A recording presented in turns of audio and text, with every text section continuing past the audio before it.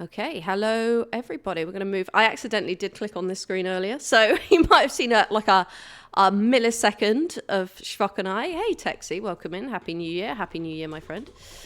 Yeah, we've got a few people who are just chilling out today. It's a good time to put on a podcast, I feel, because, you know, people aren't out at New Year's Eve.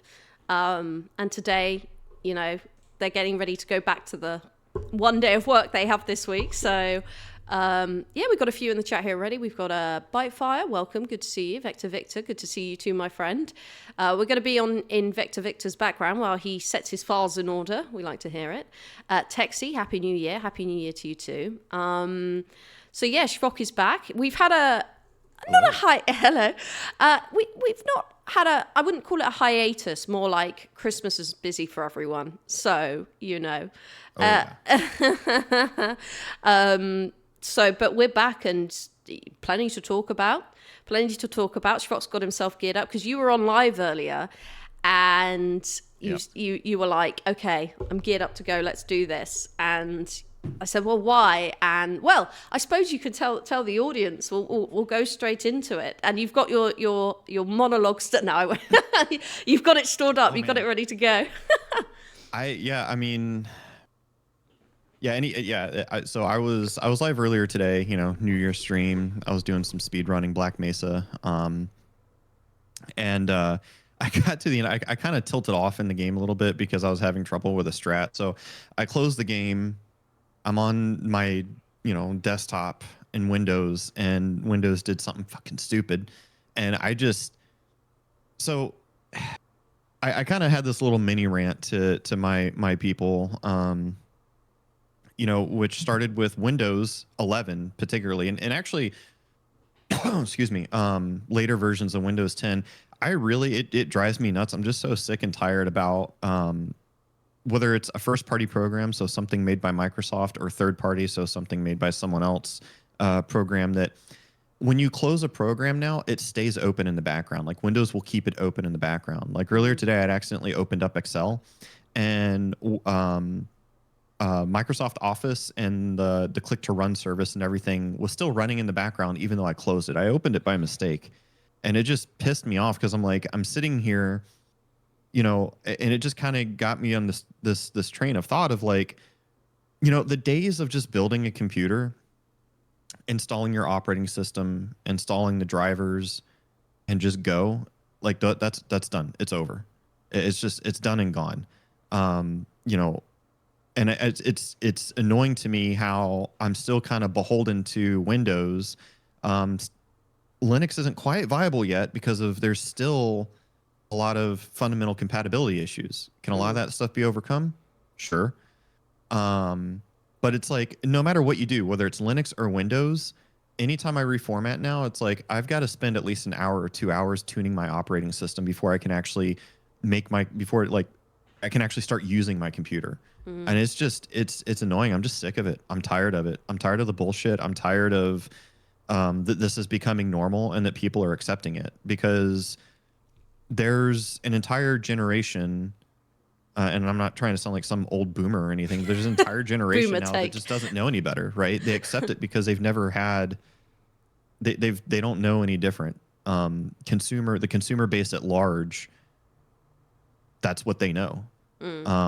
Yeah, it's been a slow encroachment into that though. Like I hate I noticed there's an app store on Windows. I think they brought that in with Windows 7 and I didn't like it / use it. And now I'm like, how did we end up here?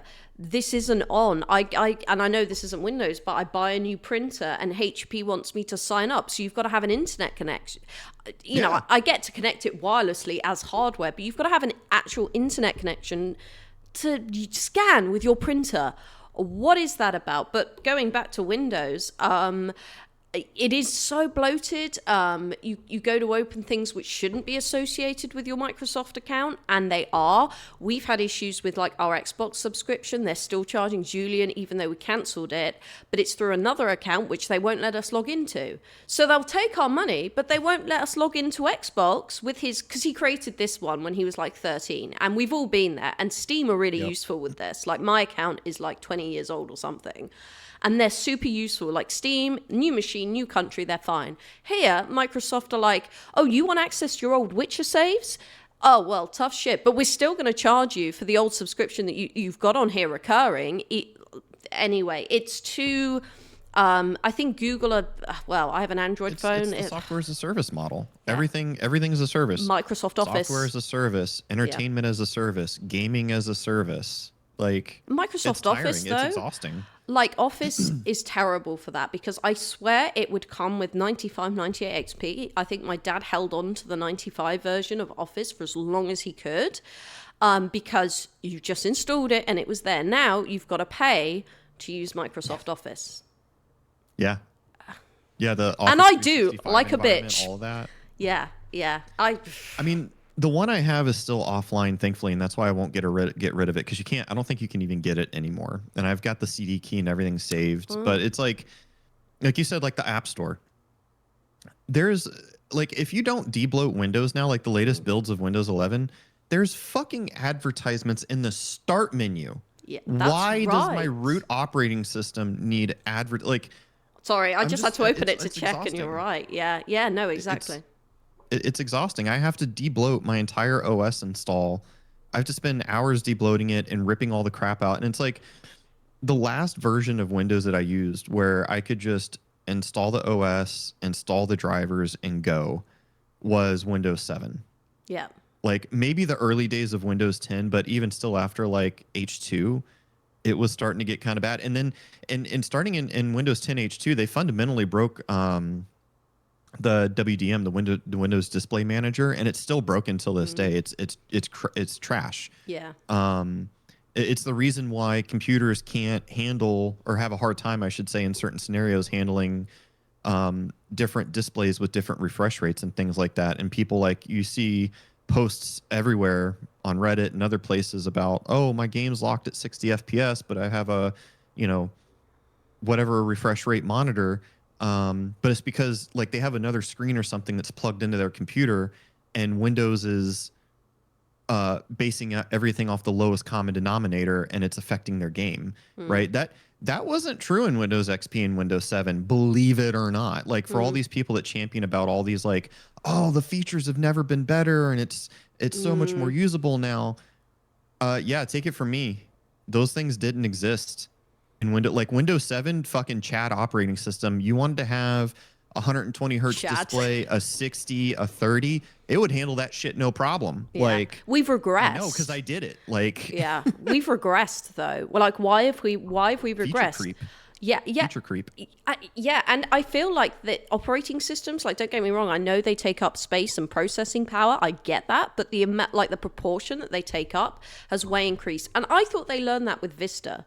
I thought they learned that it's God, no. because that was so heavy for your average PC at the time, and there were a lot wrong with it, but I think it took up a lot of memory, and but you know better than I do. But I feel like now when I open Task Manager, and that used to be my go-to to make sure like I didn't have too much crap running in the background, and now it's pretty populated with things still running in the background that I wasn't aware of. Well, so I mean, there's three major revisions. Like when you think of like bad releases from Microsoft, there's Windows ME. Oh my, yeah. What happens? NT. Windows ME. NT was fine. ME was the one that was bad. ME is the one that had the kernel level memory leaks. So like you would install the OS, and then like after their first or second reboot, the OS would just be fundamentally broken. Windows ME, Windows Vista, and Windows 8 and 8.1. Almost nobody brings that up anymore. It was so bad. Oh, it was so bad. But those are probably like the three worst major releases from Microsoft, and the only reason that I'm not including Windows 11 in that is because it's essentially like there's really not an option anymore. Like you kind of have like it's really the only option if you don't go Apple or Linux. Like cool.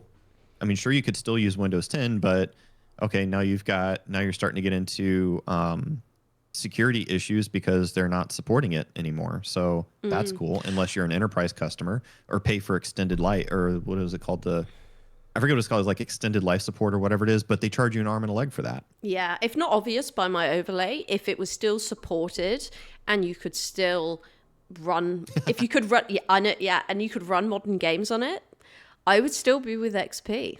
I would be all the way. I miss. Sorry, go on. I was saying I'd probably go with Windows 7. I thought you were going to say me, that. That was the most perfect version of Windows, especially after like the first service pack back when Microsoft did service packs. The only thing Windows 7 was missing, like the only good thing that they did in Windows 10 and 11 was their driver recovery feature. If Windows 7 had that, literally the most perfect operating system ever made, in my opinion. So I'm a bit of a, I was going to say a biatch for aesthetics. And so what I don't get, and maybe you could, and this is, I know this is a small thing in the wider picture, but for me, I miss the customization, I should say. Yeah. And the themes of 95, 98. XP was a little more difficult, but I don't know why we regress. Like now you pick a color. I know it's a small thing and it's very aesthetic, but we kind of regress there. Like you now have less options and it looks... Oh, yeah. I suppose it had to modernize, but I miss the aesthetic and the creativity. We've lost the creativity as well. Like the themes you had were really cool. Aquarium, jungle, and now it's like pick a color. That's it. There's no creativity and all icons look the same. They have no defining art style. That's my gripe as well. Well, and it's funny you mentioned that because I saw a YouTube video like a week or two ago. This guy, he discusses like design and things. And he actually made a video talking about exactly that. About how we're kind of regressing in like things anymore, like modern, like things just don't have an identity anymore. Like yes, that's it. You don't look back and think that's that. Yeah, and I think it started with he was using a Winamp as an example. Oh, yes. Good example. Whipping the llama's ass. But I think he used that as an example, like as his primary example in the video. But yeah, he was just talking about how things just, like you said, things just don't have an identity anymore. And in a lot of ways, we've regressed. The amount of compute power it takes to make something happen, and it's like not that impressive anymore. And now it's going to get even worse with AI sucking up memory and GPUs. I don't know that I'm going to be able to even have the capacity to build a high-end computer anymore for the next 4 to 5 years, unless this bubble bursts in the next 2 to 3. Like as consumers, we're actively being stuffed. Yes, and then we have to buy. Even for people not in technology, you're going to pay for it anyway. At least I think if you're in the U.S. as a taxpayer, in the form of energy costs. Because of the energy all these data centers they're building is going to use. Like on-call delivery charges. Yes, of course. Yeah. Victor says, I remember the days when one could change the startup sound in Windows. Silly thing, I know. That is true. I messed around with that. And the cursors. Oh, yeah, I messed around with that too. But it was a cute thing. I used to stay up late on 98. I think I had. My parents gave me their old computer, which was fantastic at the time. I could play Half-Life and spend co-op on it. It's great. It was great. And I used to be like, right, I'm going to change the theme tonight. And I loved it. In fact, Kaika, who's just joined in, Steve, from my chat, this less artistic thing is a tendency of all creative enterprises. As they grow bigger, more and more non-creative, middle management and investor types take over. And while they're necessary, having non-creatives rule over creative aspects of a project is death to the art in that project. I mean, yeah, that is, the corporate, the mega corporatization does have a lot to do with it. And that video I was talking about earlier, he talked about that too. But even at a one point in time, even large enterprises still had an identity. And some of the other things that he used and as points was old pictures of a McDonald's or a Pizza Hut. Yes. They were all unique.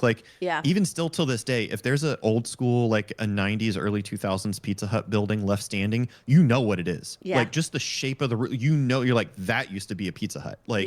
It had identity. You could identify that shit from far away, but new storefronts, they have that modern box, cheap like materials. Yeah. Cheap, soulless look. It's like, is that a Pizza Hut? Is that a is that some other, like, what is that? Health like, clinic. Health clinic. Yeah. No, they do. Like, some of them. I'm not even kidding. There is a Starbucks not far from me that if you pass by it without looking, like, for the Starbucks sign, like their green logo, you would probably think it's a walk-in clinic, and I'm not kidding. It's just a small not even small. It's like a mid-sized standalone building on like a corner lot, and a very small parking lot. You would think, I would bet anything, if you're just driving by it, not paying it any mind, you probably think it's a walk-in clinic. Like, there's just the only defining characteristic on it is the fact that it has the green Starbucks logo sign above the front, like that faces the main road. But like, if you're from the side or whatever, you would never know that was like, there's no identifying characteristic about it at all. No, exactly. There's nothing to identify it. Juicy Draw from your community says cheap globalized slop, which Kaika agrees with. Vector Victor says, I remember seeing a meme talking about the Nickelodeon building. It used to look very cool. Now it's just a regular grey building with the logo. So, I mean, not wrong, and also I love the name. What's your Vector, Victor? Good movie. Someone said that earlier as well. There's probably like 2 or 3 movies that like 90+% of all references come from. And Airplane is one of them. But no, like, I agree, and he's not wrong. The thing about it is, though, and myself and Miss Shvok, so for those who maybe don't know, my wife, we refer to her as Miss Shvok, but we actually she had actually started with her. We looked into the background of Nickelodeon, like, as a brand, and it's actually quite sinister. There's a lot of what they call brain mining, like data mining for like human psychology behind it. And the Nickelodeon orange is a very specific shade of orange that was that had a lot of research and development behind the scenes gone into it to find something that would invoke, like, so, and this all happens subconsciously when you see that shade of orange. That's why nowadays when you see it, it invokes nostalgia. Not because you remember, oh, Nickelodeon, yeah, I remember watching that as a kid, but it gives you this really deep sense of nostalgia of like, man, I gotta have that again, because it's all psychological, and it's a very specific shade of orange that they used to invoke exactly those feelings. Like, it was designed to invoke those feelings. And what an exciting job to do. Like, nowadays we do joke about marketing jobs, and I probably, like, I would say I only know 1 or 2 people. I know that Hi Zach Show, one of the guys I watch on Twitter, like, he's like high level marketing and really good at it. But I would say there's quite a few like slop jobs out there, I'll be honest, in the industry. Slop jobs. It's true, where you're that sounds like an adult video. Slop jobs. Well, we're all prostitutes. No.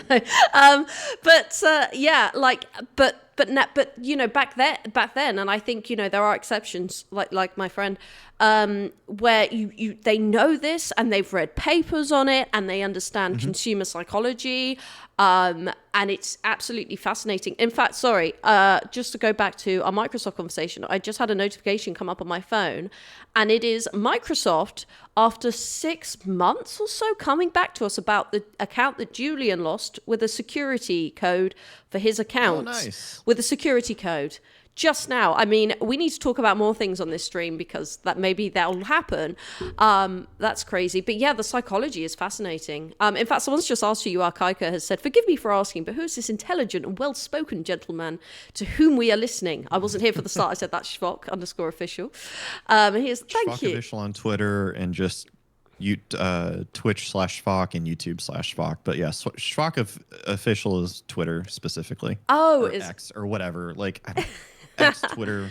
Oh man, but I love the psychology, like, properly studying it like a discipline. And nowadays I feel like a lot of that is lost. A lot of the I shouldn't say academically rigorous, but yeah, I don't know, a lot of advertisements and branding. Like, who thought it was a good idea to have a building like that boring? But it's all about the bottom line. And, I'm not one to go down the whole route of, profit generation is bad, because fundamentally I think economic growth is a good thing. But for God's sakes, have some creativity. Put some money towards making something look attractive and appealing, and don't go, I wonder why our profits are stagnant. Let's cut costs further. How about attracting more customers? And the value proposition. How about that? No, we can't think like that. This is one of those things where it's like government intervention is needed, but we're past that point to where I'm of the opinion that unless there's a major, like another Dust Bowl, essentially, like a modern day Dust Bowl, like just a total and complete collapse, it's because it has to be rebuilt. Creative because destruction. We're at the point now where like there was a movie with Tom Cruise where it was like there were just ads on everywhere you look, just ads. Like it was just ads everywhere. Was it Minority Report, I think, or something? Or was that the one where like they predict like, oh, this person's going to commit this crime, so they arrest him before they commit the crime? But he did two movies. There was one where it was like ads everywhere, and then that one, which I think was Minority Report. And then the other movie, which I talked about earlier today on my stream, was Idiocracy. And it was like, I love that film. Time, these movies were like sci-fi, like they were just, they weren't supposed to be prophetic, but here we are, right? There's ads are everywhere. At least they were colourful. You've got ads in your fucking operating system that you paid for. On my fucking phone. On my phone. Like, and here's the really scary thing. I just read right before Christmas about an initiative to use AI predictive models for crime statistics. It is that movie was not supposed to be prophetic. There's an entire movie about why that's a bad idea. And here we are. Like, these movies weren't supposed to be prophetic, and it's happening. Like, that's not me. That's not crazy. Like, that is actually happening. Google it. I'm not even kidding. Juicy, that is a thing. Juicy says, "Don't worry, I'm going to create one, but the specifics shall remain secret." But I can't remember what he's referring to with one. By the way, I won't go into details but is Juicy the one whose voice we say sounds like a particular person? Certain someone, yes. I love your voice, Juicy. I love your voice. I do. Vector Victor agrees. Nowadays, everything has to be just functional and practical. No creativity, no color. I added that. All in order to reduce costs, absolutely. Ricky Guitarist, first-time chatter, welcome in. Minority Report, where ads scan your iris. And so chat's saying yes. Yeah, that one. Yeah, Minority Report, yep. Yeah, Kaika says, Steam seems to be the only gaming company that is prepared to take creative risks, because they are. Other than that, there's the indie scene, which is where the creativity happens. I mean, yeah, that's true as well, but I don't know the solution in terms of accessing more of that. But I'm beginning to look at it like I've been playing a lot of Cyberpunk, lately, because my computer is now able to handle modding, and we'll go into that. Yeah, exactly. And I've been loving it. So I was like, hey, so something I used to do when I was a kid, I used to play a lot of Sims, and I used to write a lot of Sims stories, and the Sims resource, which is like the biggest custom content thing for Sims. And I know this isn't for you FPS gamers, but follow where I'm going with this. And you used to be able to take screenshots from your game, and you'd be able to post stories. And I know it seems small, but I used to love doing that. Over time, that completely got killed, and it's not even part of the website now. And I thought, Cyberpunk, the photo mood is so great. There's so many mods, like there was with Sims. You should be able to do that now. So I was like, okay, so where's the fan fiction at? Because I do dabble in that. And I go on there, and although I'm discovering pockets of the internet which are more indie, like NeoCities looks pretty fucking cool. People are going back using HTML and cascading style sheets, which makes me feel good because I can do basics with HTML, not CSS though.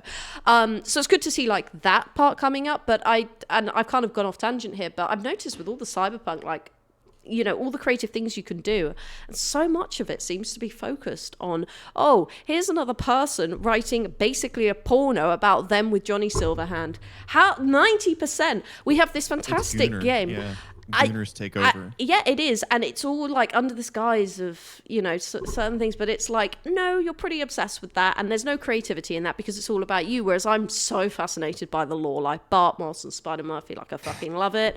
And I'm like, we have this great game with a great engine, well, and mods, and we were like, Half-Life was very creative like that, and you could do all sorts and create your own story and carry on, and Black Mesa, which is also very lore rich, by the way. Lore like the rich. entire Half-Life universe, I've seen like at least a handful of videos, like hours. There's one like mega video, I think it was like 4 or 5 hours long YouTube video that someone did that goes from the very start of the Half-Life universe up to where we're at now and goes through like and lays everything out in chronological order. And it's like in Cyberpunk is much the same way. It is actually very lore rich. It's so much. Because a lot of people now, granted, and we've talked about this before. Yes, the game when it released, hot mess. No one's disputing that.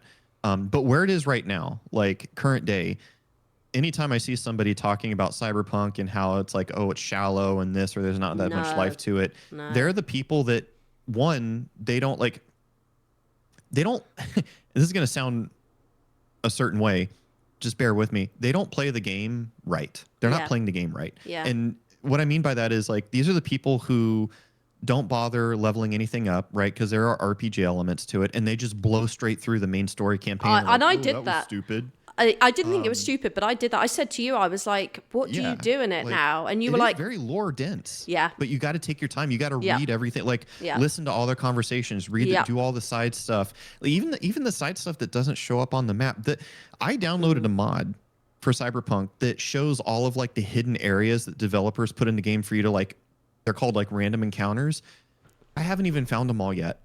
Like, there's so many, and I've played through Cyberpunk so many times now because for me, Cyberpunk is like Fallout. I mod it until you break it, and the replay value further adds replay value. Yeah. But even the same thing, like with Fallout, I used to hear people say all the time, like with Fallout 3, even New Vegas, like, oh yeah, there's not that much lore in it. I didn't think it. Well, yeah, because you rushed through the main story and then called it a day. Like you didn't. Like Fallout, also another universe that's just incredibly lore dense. Yeah. But you got to take your time when you play it. You have to do everything. You have to explore. Like your exploration is rewarded. Yeah. It is very lore dense. Yeah. Absolutely. But I did go off tangent there. I will admit. But I suppose the original point when Steve was saying in the indie, like Neo Cities, I've discovered is obviously like the old GeoCities, and people are going back to being creative with HTML, which I love because I think there is a certain slop element to websites now where it's like the same layout, and Squarespace is great for how accessible it is. I'm not gonna, I think we've had this conversation. Like it's like fantastic. But I think there's a certain je ne sais quoi about early 2000s websites and how they looked, but they're quite tricky. We've got the chat identity.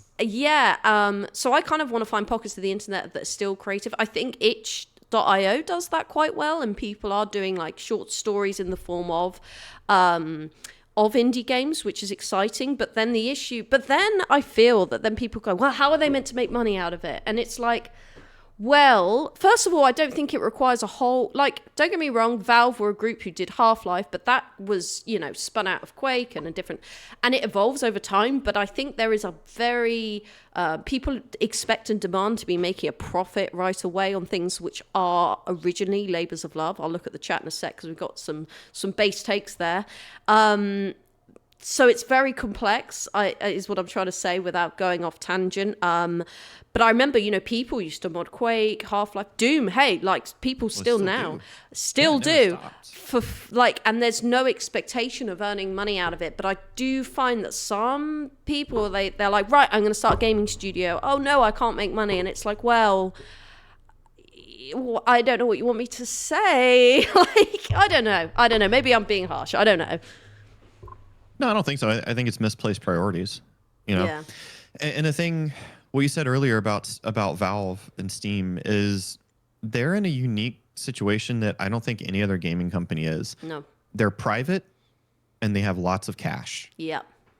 No other gaming studio on the face of Earth can say that. If they've got, they're all publicly owned. They have to answer to shareholders. People who don't care about gaming, they just care about getting their investment back. That is it. That's the sad, like, and everybody keeps telling me, you know, when the day, it's not a matter of if, it's when the day comes that Gaben and the other co-founder leaves Valve for whatever reason, whether they retire or pass away. Yeah. Whether they retire or pass away, I'm telling you right now, Valve eventually will go that route. Yeah. The only thing keeping it that way is Gaben, and I've said this on our podcast before, and that's why I love Good Old Games and what just recently happened with them and getting away from CD Projekt Red. That was the best thing they could have done, because, and I said this on my stream earlier today too, I was like, there's a reason, like right back over here, I've got an entire shelf, like you can kind of see in the back, I've got a vinyl player. Why I've started buying vinyl and CDs and DVDs again is because none of that shit has ads in it. I own that. I can do whatever the fuck I want with that media. And then I'll hear people, oh, well, you can't create playlists. Yeah, I can. I just burn it into my computer and I use like Winamp or something and create my own playlists. Does it require a little bit more effort than if I'm on like, you know, YouTube or Spotify? Sure. But I don't have any of the bullshit. It's mine. It's mine. And the other benefit is that effort is further rewarded by, you can't get any higher quality than that, because when I burn stuff on my computer to create custom playlists, I can burn it in raw FLAC. Like that is as good quality as you can get. Yeah. And you can't do that with Spotify. Like Spotify, I know, has their new lossless quality thing now, but it's not as good as listening to a raw FLAC file. No. Like the audio quality is just, it's not there. But anyway, the reason that where that ties into like Steam and Good Old Games is because at least with Good Old Games, you can get the game launcher. Like, it's not a service. No. That's what I like about it. Like, Good Old Games is the reason why I can still play Unreal Tournament 2004. Oh man, I need to get into that. Are you still doing Are you playing multiplayer on that? Yeah. Oh yeah. Oh. I think I got a new follow. I'll go, thank you for following Scarface Adams. Appreciate that. We'll go through the chat. Hang on, we've abandoned it. Juicy says, I have 228 hours in the game, Cyberpunk, I assume. They added a lot of stuff to look through. Sadly, it was not this good at launch. Yeah, true. Hey, true. But I think... Terrible at launch. I think we understand... Mike Harrington left Valve. Why did I think that as well? I shouldn't have said, you're right, Lady Miss. He did leave Valve, I think. So who's the other guy? But yeah, that we're not disputing that. No, it wasn't. But I think we kind of understood what happened. They rushed it. Keanu Reeves came on late. They had to rewrite a lot, but we're in a good place now. Steve Kaika says, I genuinely believe that creativity is impossible without humility. Creativity comes from living in wonder and awe of the universe around you, or the universe in you, or universe around you. Selfishness, narcissism, corporatism, which is financial narcissism, is the opposite of creativity. Yep. Sorry, too long, didn't read, but I love what you guys are talking about. Ricky Guitarist says, in the US, publicly traded companies have a legal obligation to increase shareholder value. True, and I said, but Valve aren't listed, so I suppose that helps.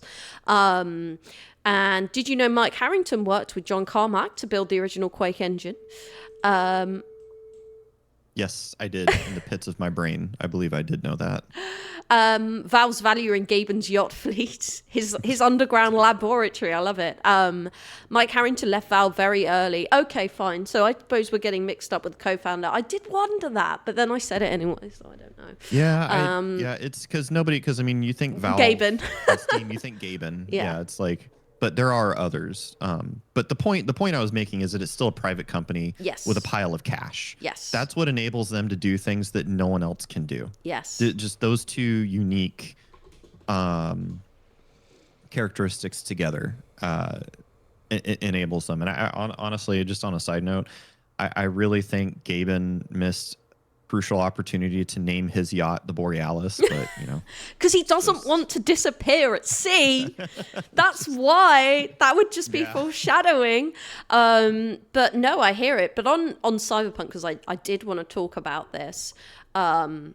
is my notepad going to open up and block you? Whatever, I'll just do it from memory. So, apparently Cyberpunk 2 is projected to come out in 2030, and I thought, oh my God, that's where in my perfect timeline. Cyberpunk 2, sorry, Cyberpunk 2030. Cyberpunk 2 is expected to come out in 2030, and I thought, my God, I'm going to be like 33 and looking to have babies and whatever. It's a fucking scary thought, but I can't wait for it. And, I want them to take their time. They're going off RedEngine onto Unreal Engine 5. We can talk about that.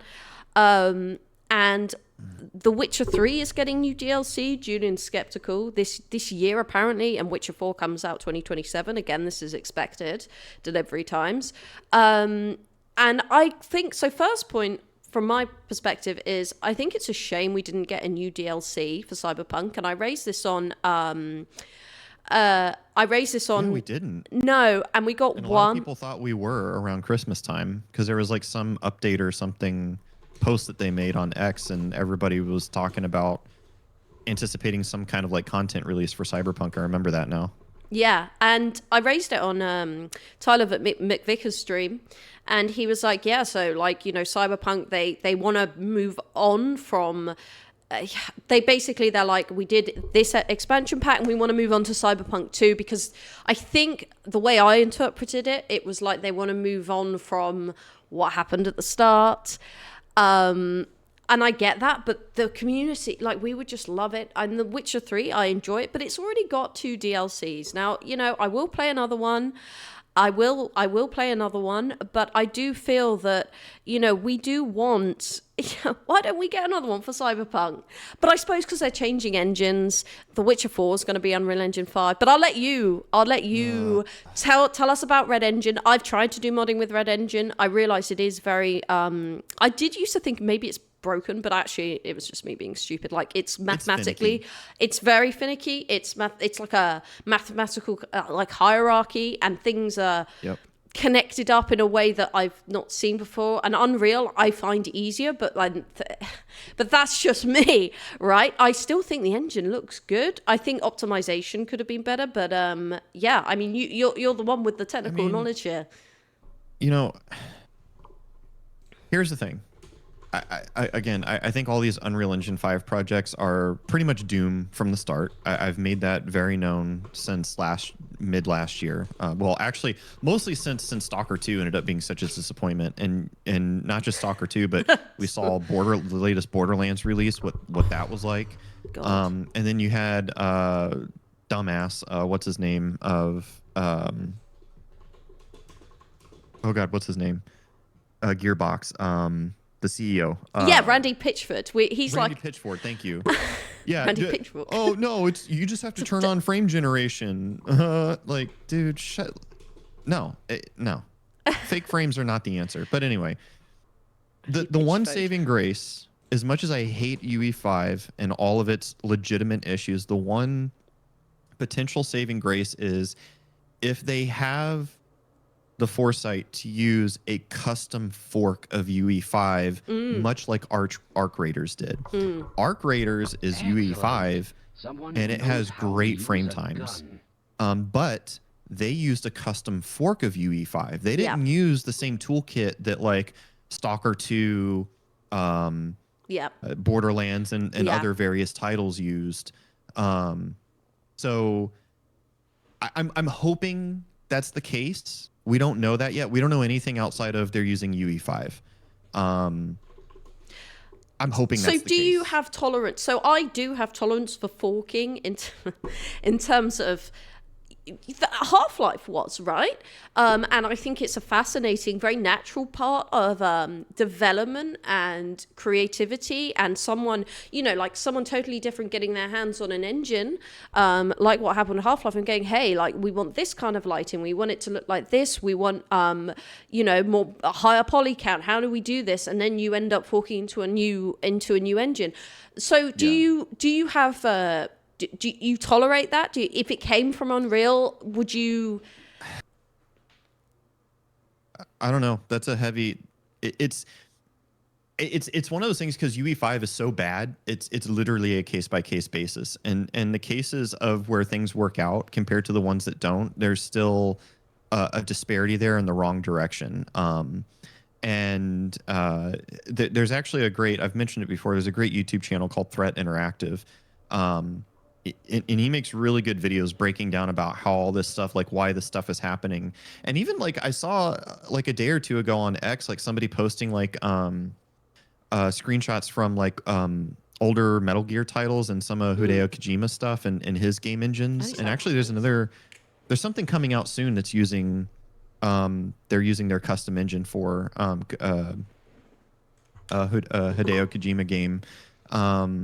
And it looks it looks incredible. I'm like, and the thing is like there are a couple games that I've seen in the last couple days that were announced that are using their own like custom in-house game engines, and they look phenomenal. And that's where we used to be, which is why things today, like we've kind of didn't progress past like 2012-ish era. Like I'd gladly go back and take the piss filter era over what we have now, because at least you could easily remove those filters or just apply a LUT and be good. Like at least the games ran. I've only realized a broken mess. I've only learned what a LUT is through the Cyberpunk mods, and I'm still like, yeah, I'm looking at getting some. We got some in the chat. Ostinado, welcome in. Very powerful and non-performance impacting. I'll have a look at those. Ricky says, I was thinking the Witcher series could use some shader compilation stutter. Again, I'm one of those people, right? I follow along with Shvok, who's more technologically savvy than I. Yeah, the shader compilation. Oof. I would have to see, because otherwise I don't know. I feel so stupid, but you know. But I don't pretend. I don't bullshit. What you see is what you get. If I don't know something, I happily say that. Randy Pitchford, yeah, indeed. We got a follow from Railing Kill. Love the name. Makes me think of the railgun in Quake. Absolute beast. Ostinado, welcome. Time to grease some frames up. Absolutely, Lady Miss Dragon. UE5 is slop, says Juicy Draw. Specifically didn't buy Stalker 2 because of that. We know the story. We know the lore with Shvok and Stalker 2, don't we? Yeah, that's going on your wiki page.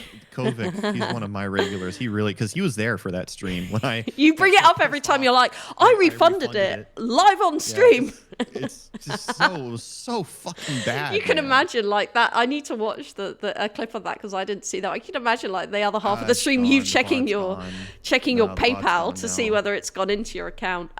So Steve Kaika says, correct me if I'm wrong, but the UE5 engine is good, but the toolkit and the features are what make things poorly optimized and bloated. He asked with a question mark, but it's far more complex than that, and that's part of the problem. So Epic themselves, like the developers that made UE5, they knowingly distributed these toolkits. Again, knowingly distributed them, fully aware of the bad optimization, and that unless you know what you're doing with the engine, your whatever project you're working on is going to be doomed from the start. And they don't make that they didn't make that knowledge, and still don't, even though we all understand what's happening now, don't make that public. No one can figure out why. Like these toolkits that they're releasing are horrendously so. There is some truth to that, but it's also they're knowingly doing it. They're knowingly releasing it without the documentation to state otherwise. And so it takes certain development teams, like again the development team behind Arc Raiders, for example, to understand like, oh, wait a minute, okay, we're not going to use the toolkit. We need to develop this ourselves still, and not just use baked in assets and all the like. Yeah.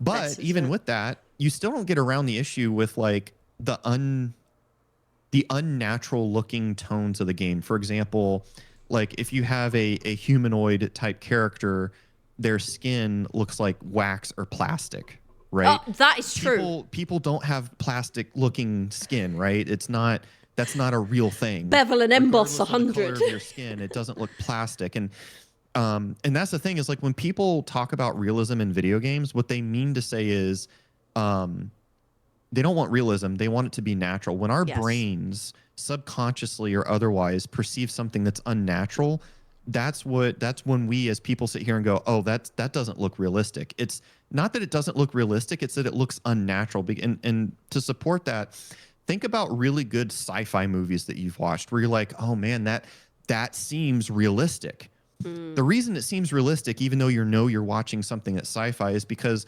what's happening in the way it's presented is presented and looks natural. Your brain can subconsciously naturally fill in certain gaps, and that's what makes it perceivable as realistic. And again, there's another, the same YouTube channel I mentioned a second ago, Thread Interactive. He talks about this. He talks about how you can make something look realistic as long as if you make it look natural. People will perceive it as realistic. Yes. Yeah. Yeah. But they don't understand what they're looking at, so to speak. Like the average consumer doesn't understand that the reason it doesn't look realistic is because it's not, whatever is being presented to you isn't being presented in a natural way. And so your brain is having to try to fill in certain gaps. And when your brain has to stop and subconsciously try to fill in those gaps, we perceive that as unrealistic. Yeah, that's very true. And it's a bounded rationality. You know, we make those mental shortcuts to fill in the picture for us, those processes, if you like. And one of the mods, you know, with Cyberpunk, that I've been shopping on Nexus, I have treated myself to premium. It was my cheeky service-based thing there. But I love like the different not skin tones, but skin textures that you can download, realistic looking skin. It's not shiny. It's got that, you know, fine quality of skin. You know, it's not fucking shiny. I don't want someone who's shiny. I want, and I suppose I'm going on aesthetics here. Realistic tones. You know, that I can choose with different complexions, different blemishes. I really like that, and how the light hits the skin. I don't want that to look unrealistic. I was wondering whether Ricky Guitarist is someone from your community, because he knows his shits. No, it's not a name I recognize. He says Unreal Engine 5. Welcome nonetheless. We like it. Unreal Engine 5 makes developers rely on low-level, on-the-fly compilation that guarantees stutter. I hate stutter. Yeah, previously, on DX11 and under, developers had to program their own draw call pipeline. See, a lot of that went over my head. I'll be honest with you. Even Steve is like, thank you, you're already above my level of game knowledge. And he also added subsurface scattering for the win. Again, I mean, you'll have to boil this down into layman's terms for me, because I need to learn this shit. But the Scots Queen actually made a really good point. And one of the movies, just because Christmas was was very recent. I watch Die Hard every Christmas. Oh, yes. Christmas movie. I don't care what you say. It's a Christmas movie. But Die Hard, for all of its special effects, those were real. Like they used many like RC helicopters for, like, you know, when the helicopter explodes on the roof of the building, like that was like a scale model of the building in an RC helicopter. And then they just used lighting and camera angles to make it seem like, you know, a real, like a full size, like real helicopter. Many did then, yeah. But none of that was CGI. Those were all real effects. The explosion was real. They had like mini fireworks or whatever on the top of the scale model that blew up, and that was your explosion. And even though we watch that as a movie and we go, real life explosions in real life don't look like that, we know that's not realistic, but we would sit there and go, yeah, it's believable because it's natural, because there's nothing fake about it. It was done using real, like the fire that was there was real fire. Like there's nothing unnatural about it. And it's the same thing with the Bourne movies. You know, the Bourne movies, and same thing with John Wick. I need to watch that. A lot of the effects were natural. Like it wasn't faked. And so our brain isn't trying to fill in certain gaps, and we're sitting here going, and so as a viewer or somebody watching it, consuming it, you can sit there and go, oh, well, that's really realistic. Even though you're watching, you know, a movie that's clearly not, it's like, you can still, what do we say? Well, that's realistic. No, it's natural. Like there's no funny business. There's no green screen, blue screen, whatever. The effects are real. When you see that fire, it's real fire, you know? They did that with the early Star Trek Deep Space Nine, Voyager, Next Generation. I'm pretty sure they were model based as well, actually. And it looked... Yeah, they were. Yep, it was. Looked Star Trek great. was. And now, you know, the only modern Star Trek I like is the first movie was all right, but the Strange New Worlds is the only one that I find is actually story focused and makes an effort to get back to episodic format. The other stuff, too much crying and discovery for me and emotional shit. You know, but I think they did that, you know, Voyager, Deep Space Nine, Next Generation. I know I'm not saying it in chronological order. They looked fantastic, and people still edit the fuck out of it, by the way. I saw a really good Sopranos Next Generation crossover, and that was fucking amazing, I have to say. So funny, Captain Tony Soprano. So AI can do some good things, but that was just for the lines. But yeah, that looked really good, and you obviously know a starship does not exist like that, but it looked I thought it looked good. I mean, Kaika says unrealistic versus unnatural is a good distinction. Yes. Lady Mist says shiny, not unlike the Doom 3 engine. Ricky is on Miss Slaughter's Discord and okay, that's why Ricky said. Okay, oh, okay, yeah. welcome. Yeah, we get a few folks on her from her community. She's pretty cool. She's good people. I say that everyone. I think she gets. I don't think. Yeah, she gets mentioned most where I'm like, yeah, she is a cool community. The reason that Dune and Dune 2 look so astonishingly good, true, natural lighting as far as possible. Yeah, natural lighting. I feel there's too many lens flares in modern Star Trek as well. Juicy agrees, practical effects over whatever shitty CGI they're using now. Yeah, very true. And Scott's Queen making a lot of good points, a lot of base points. So she's a makeup artist, so she's done... Oh, okay. Yeah, so Shero's very experienced in that, Scott's Queen. And so she would understand like the whole, what I'm talking about. Yes. People perceiving realistic versus natural. Like, because to do makeup art, like... Yeah. If you want something to be believable, it has to look natural. It has to look like it belongs. Yes. Because the second it looks like it doesn't belong, immediately, even if that person doesn't know what they're looking at, they're going to go, that's not real. Like, that looks unrealistic. Like, they're going to spot it immediately because subconsciously your brain knows, like, something's wrong there, even if you don't know what it is. Yeah. But yeah, like, I saw, you know, it's interesting. I saw a clip, or maybe it was the trailer from a more recent, like, Marvel movie. I think it was, like, the Doctor Doom or so. It was one of the more recent ones that's coming out or due out soon. And again, talk about regression.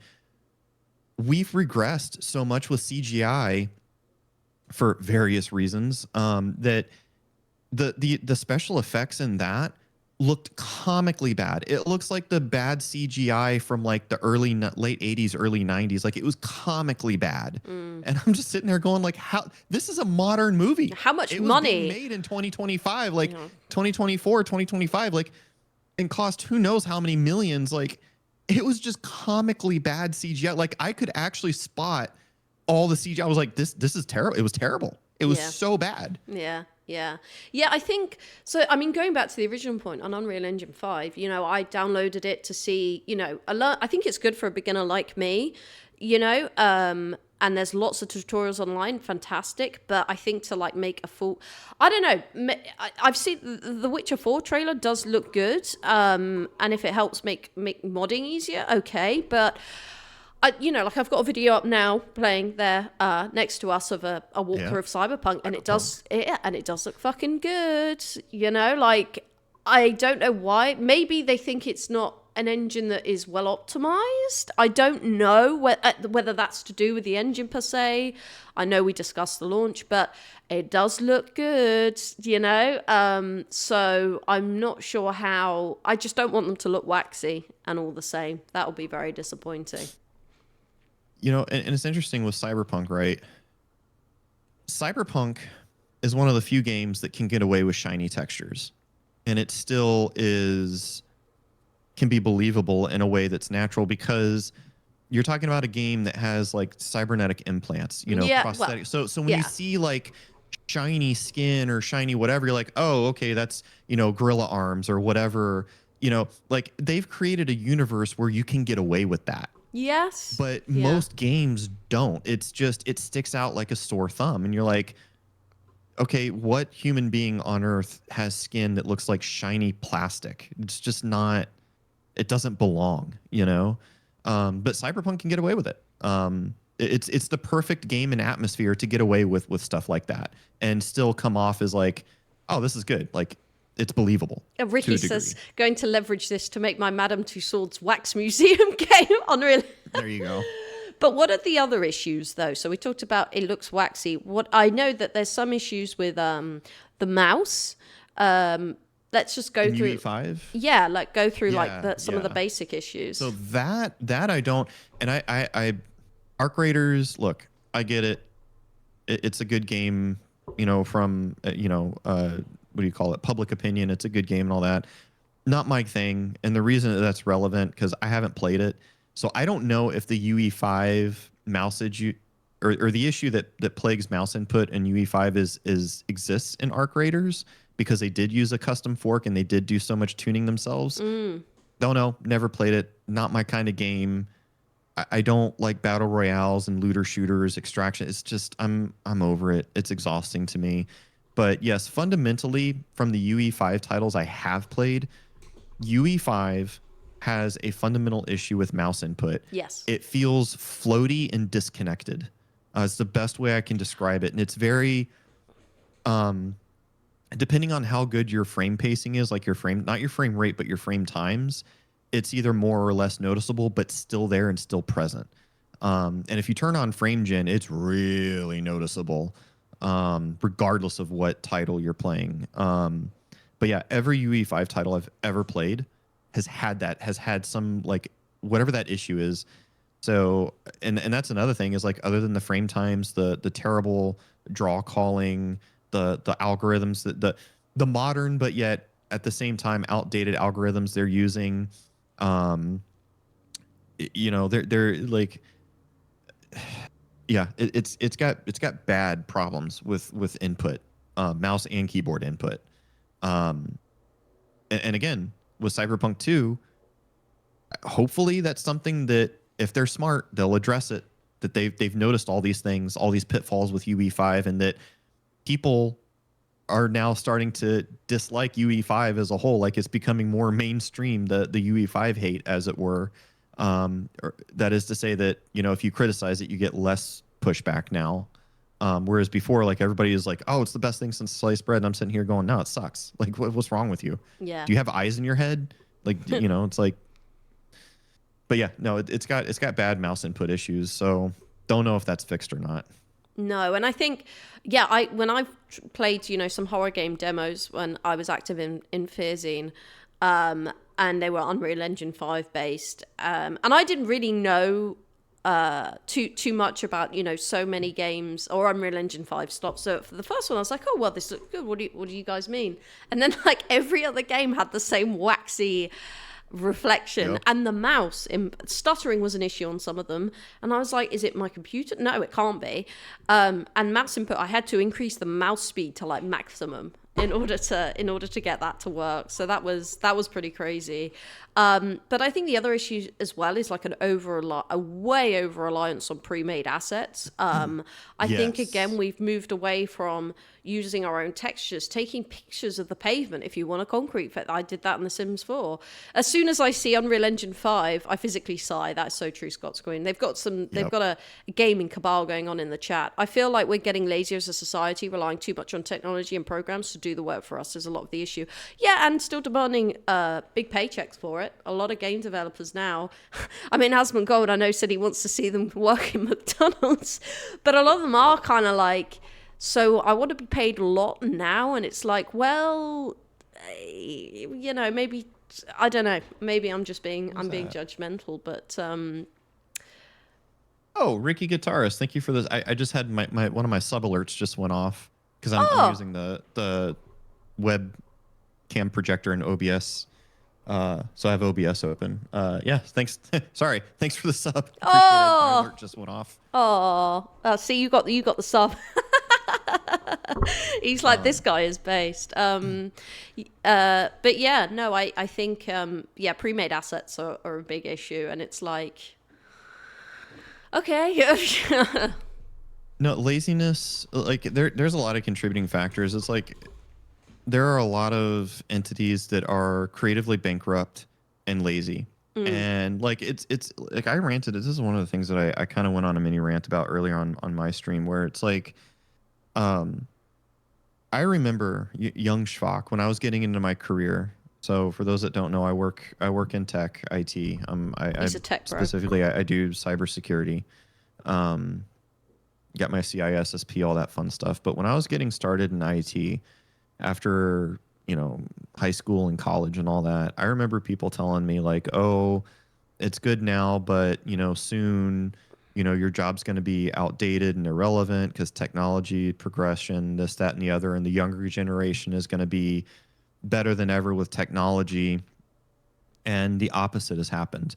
The younger generation are so illiterate and functionally stupid with technology. The iPad generation, the kids that, when they're 3 and 4 years old, their parents, because they had lazy parents, would just throw them an iPad or their smartphone to keep them preoccupied. So just do that all the these time. are these kids, all they know is tap icon, things happen. Like they have no ability to think critically, no ability to troubleshoot, no ability to understand how or why these things work the way they do.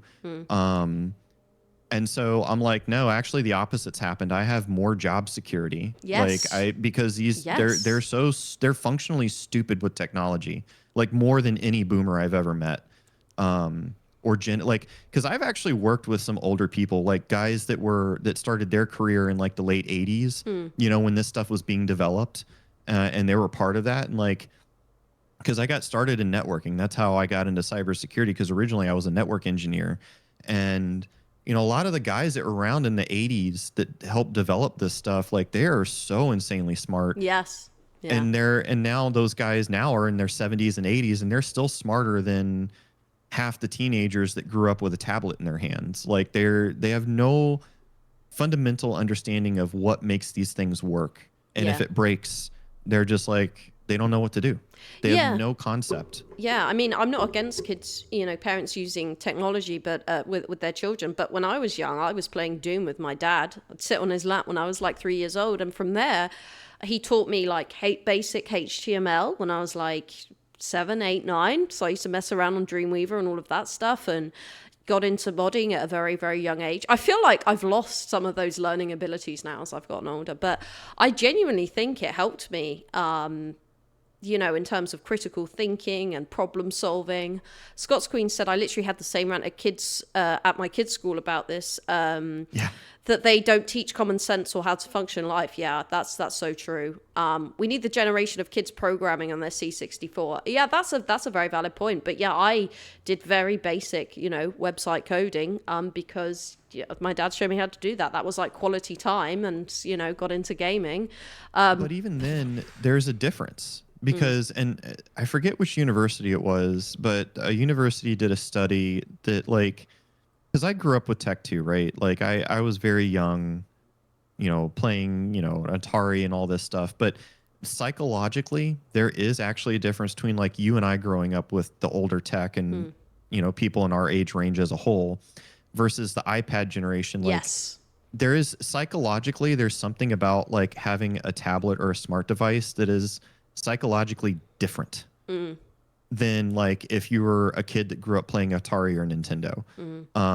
And also along with that, there was another study, and this is that I read like 3-4 years ago, that with the iPad generation growing up, there's also been an uptick in eye problems and kids needing corrective vision like contacts, LASIK or glasses, because when you're 3 and 4 years old and you've got that screen, 2 inches from your face, like that hinders, like you're in the most critical developmental stages of your life and you've got that screen up to your eyes, it's frying your eyes. Yeah. And there's a huge uptick in kids that need corrective vision because of that. Like it's insane. Yeah. Yeah. And that stuff didn't exist on older like tube TVs because like the whole blue light thing, that's not conspiracy theory. That's real.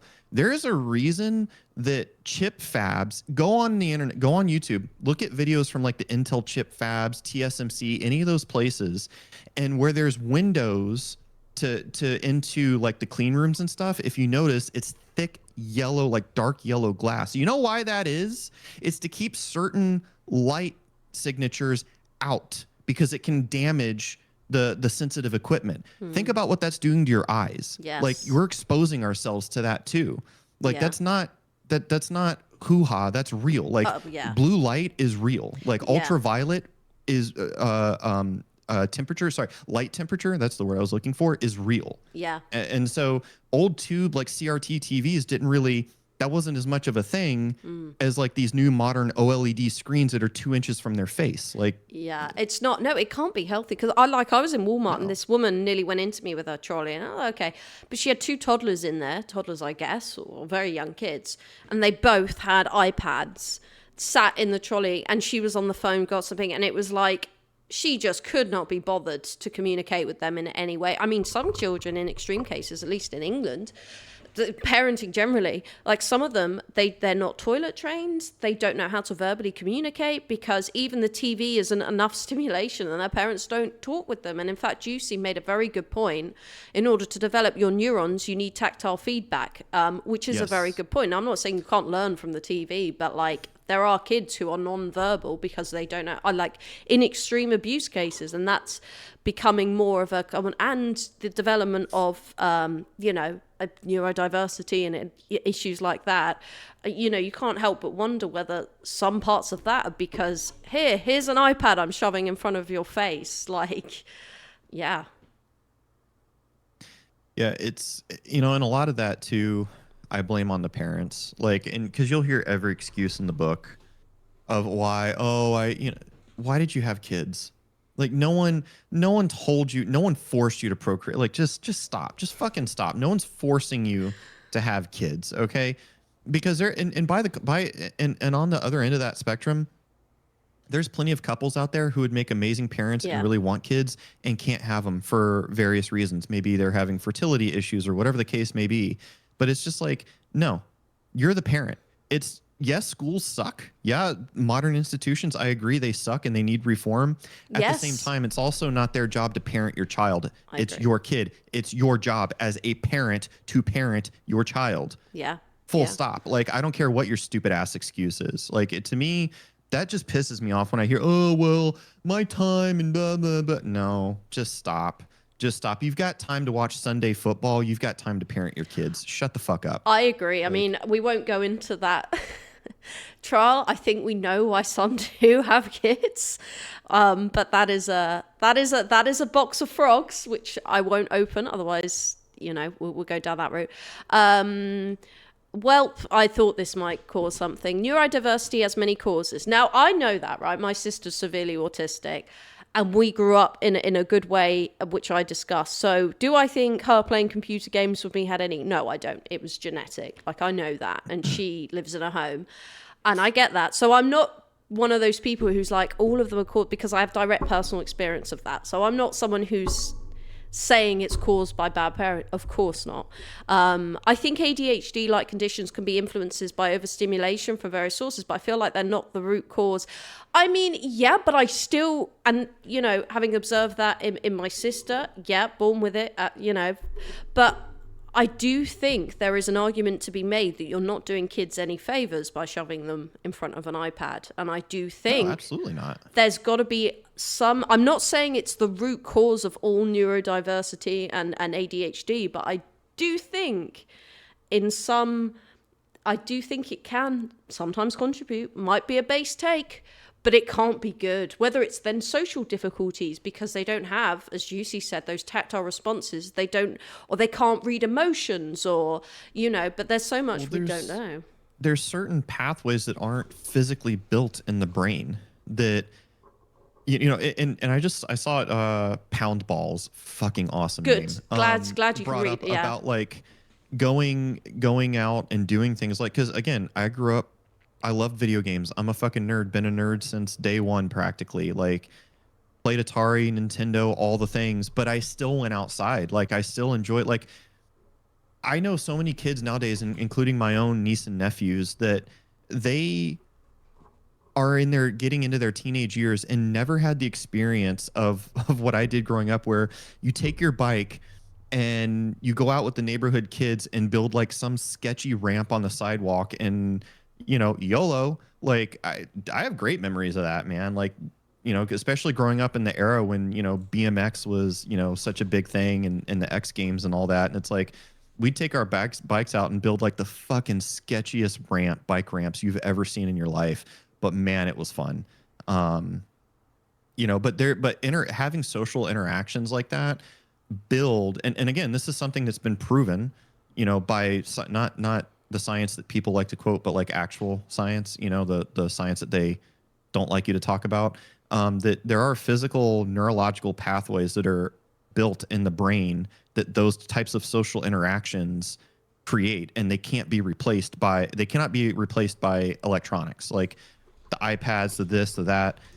There is like that, having that physical, that social interaction. You cannot, there is no replacement for that. No. And I like, think as human beings, we are built for that. Yeah. I think so I think like so Scott's Queen says, my son is autistic but can aggravate it if I see more issues when he has the iPad or TV in his behavior. When he has it, it's way too overstimulating for him at times. Yeah, and same for my sister. Even she can't like focus on it enough, even to be like a positive distraction. But I think an interesting point, and not that I'll get political with this again, but I think, and Scott's Queen lives in a city, or have you moved out of it now? But I think kids growing up in major cities where the infrastructure is breaking down, it's more dangerous to go outside. You haven't got the money to go and do things. I think it's going to be an issue for that generation going forward, because they'll just, I'm not saying this in your case, Scott, doing the opposite, but, kids who are growing up in those circumstances will be more compelled to stay inside anyway, as infrastructure and I'm on the outskirts, but still not great. Yeah. And as the quality of life goes down, and I see it, even myself when we didn't have much cash, and it's like, well, I'll stay in game, but I've already developed. So that's kind of less of a negative factor. But I do think that as these environments get worse and infrastructure gets worse, et cetera, then you will end up in even more numerous cases of what you've described, either bad parenting, but kids just shoved in front of screens because it's easier than taking them out, I guess. So it's interesting, especially like because Scott's Queen was talking about autistic kids, right? So again, there is data that backs like, yes, the reason they become overstimulated isn't because of the content, it's because of the device. Light temperature affects us. And in people who are autistic, no matter where they are on the autism spectrum, right? If they're like, high functioning Asperger's, or if they're like full on, like whatever, right? Or anything in between. Certain environments will trigger them more than others because of the lighting temperatures. Like if you have them under high Kelvin fluorescent lighting, they will become very overwhelmed and not understand or know why. That lighting heavily affects your psyche. And so like if they're looking at, because she was talking about like has an iPad or TV, like those iPad screens, they're putting off a very high level of blue light, and which in addition to whatever content they may be consuming triggers a heavily overwhelming feeling in them. And there's a lot of like I know a lot of people who have gone back to using like things like privacy screens and light filters on their devices to prevent these overwhelming and overstimulating sensations. And that's also why you have like eye doctors and people like that saying, oh, you shouldn't watch TV or use a computer or electronic devices. What is it, like an hour before bed or whatever it is before going to sleep, because you won't sleep well because you're overstimulated. Yeah. Even if you're not autistic, you're overstimulated and you don't know it. Yeah. Well, that's why. It's because of the light, like that blue light, the light temperatures overstimulates the brain, and without us even realizing it. And I've tested this theory myself. Like if I'm on, like for the nights where I'm up late working, where we have to do a cutover and I'm up at like 2-3 a.m. doing a cutover, I have the blue light blocker turned on these. These are my work monitors over here, especially. And that way, when I'm done working at 3 a.m., I can go right to bed and I sleep well. and I've tested it when I don't have the blue blocker on. I toss and turn. I don't sleep well. Like it's not just placebo. There's a noticeable difference in my quality of sleep when I use the blue blocker when I'm working late versus when I don't. It affects the circadian rhythm. It affects you heavily. Yeah, that's a big thing. Funny enough, when I think about it, my sister is very responsive to. She loves no overhead light on. I mean, I don't have a lamp in here, that's what I do. But she likes different lamps and sensory. Sensory stimulation. Yeah, it's a sensory thing. That's exactly it. Yeah, and I think yeah, she loves it. So I always get her, like, for Christmas and birthdays, like projectors with the ocean and think. Well, I know that's blue light, but you know what I mean. Those kind of things, or even like a faux fish tank that emits a nice glow at night. Yeah, she loves them. So yeah, that's a very good point. Warm lighting at night does calm me down. Yeah, it does. We're the same, actually. We do leave a light on. In my training for beauty, we use certain lighting to create the right environments for treatments. Again, very true. Lady Miss Dragon said on the back of our conversation before that, I'm only where I am because I was in a public school and didn't have some kind of shitty tablet used as a substitution for parenting. Exactly. I don't want to generalize, but I could have ended up somewhere else if I had had lazy / inattentive parents, like a certain internet personality who I shall not name. I'm like, I hope you're not talking about Asmongold. He is based. Surely she means Hassan. Poundball says, we're not in a bad area, quote unquote. We hear gunshots, we don't see them. So when my kids wanted to go and play, I go with them. And like you guys were saying before, a lot of parents don't, but I think of it as reliving my childhood, and I love it. They're 16 and 17 now, but they spend all their time at a pool hall now, hanging out with friends. Yeah, that's based. That's social interactions. Yeah. No replacement. Like with the, like you said, with the stimulation thing. I do not use LED lights in my house. Miss Shvok and I actually have started switching from incandescent to like the Edison style bulbs. Yes. Because I don't care. And there's actually somebody pointed like one of those high FPS cameras at an LED light. It's not solid consistent light. They actually blink super fast. Yes. But they blink so fast that in real time your eyes perceive it as being persistent light, even though it's not. But that rapid blinking heavily affects you.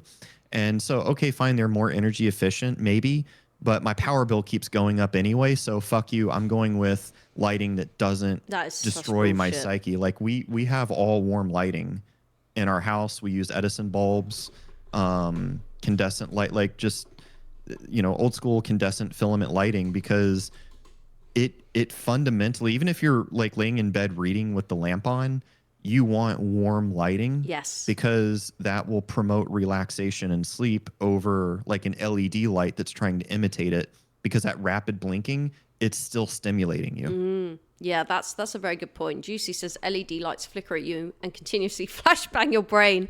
Battlefield 6.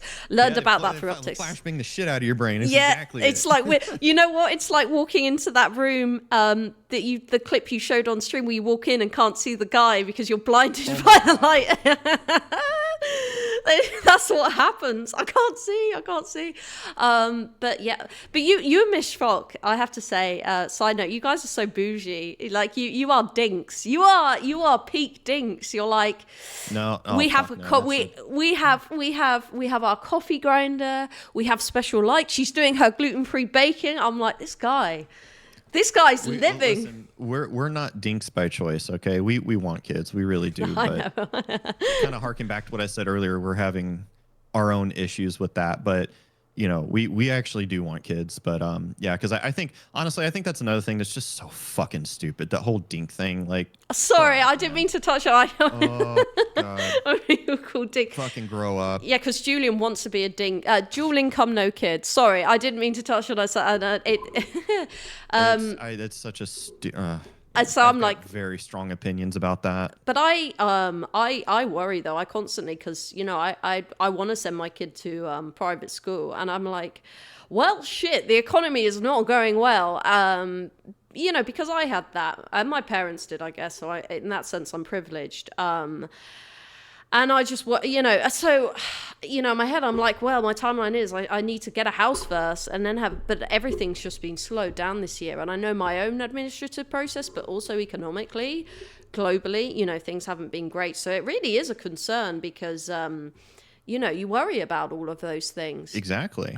And it again, idiocracy, right? You're trying to plan your life out and do things right, and it's like now and today, like it takes so much time, and it's like shit, I'm not getting any younger, and things are happening. It is that couple from Idiocracy where they're like, yes, we want to make sure that we're settled down, that we're in our careers, whatever, and that's like us. Every time it shows them they're progressively older, and then it's eventually like, what is it, the husband or the wife passes away, and it's like, and then the other so it's like family tree -1, and then it shows the other one, the dumbasses, and it's like family tree exploded, right? But yeah, like that's very that is it. I mean, I shouldn't go, but I think there's a lot of having kids for the wrong reasons, unfortunately. Oh, absolutely. And I think I always said don't, but I saw a story which did affect me in England. It was terrible because, but it did call out, unfortunately, in England. God bless England. There were these parents and they were drug addicts, and during COVID, they had their baby taken away from them at birth. Right decision, because they were they only cared about drugs, and they asked for the kid back during COVID, and the judge said, yeah, okay, you can have your child back, and he's now dead, died on Christmas Day because they abused him. I know that's a dark take, but I did feel very strongly about it, and I was just kind of ranting about it, and guarantee you that was for the welfare that you get from that. And then you get that suicidal empathy, and they go, oh, well, they should have their kid back. No. And some of the volunteer work that I do is prove that you can do that.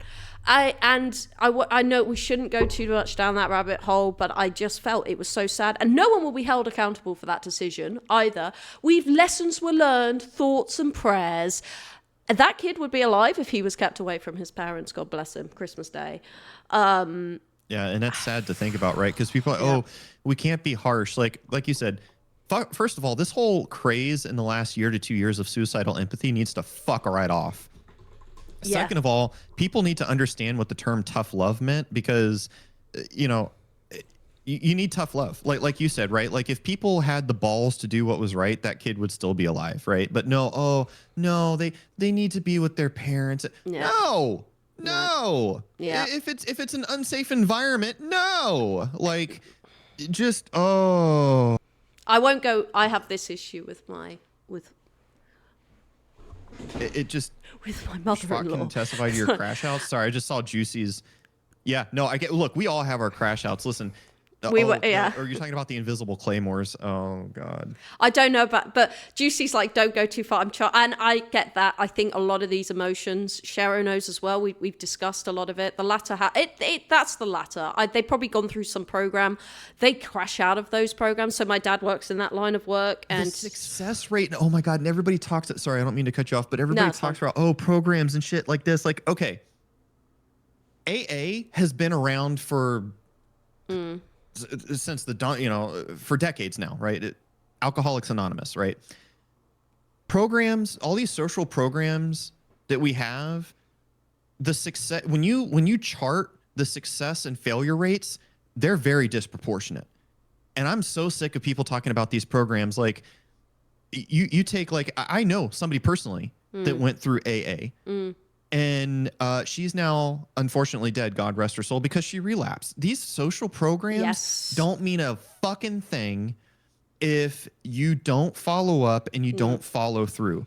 It's a waste of money, and they're going to end up right back where they were, and oftentimes in a worse situation when they relapse. Yeah. Like alcohol kills, as you've unfortunately said. And I'm just using that as one example, but like any of these social programs for any of the litany of issues that they try, like it's not something that you can program. Like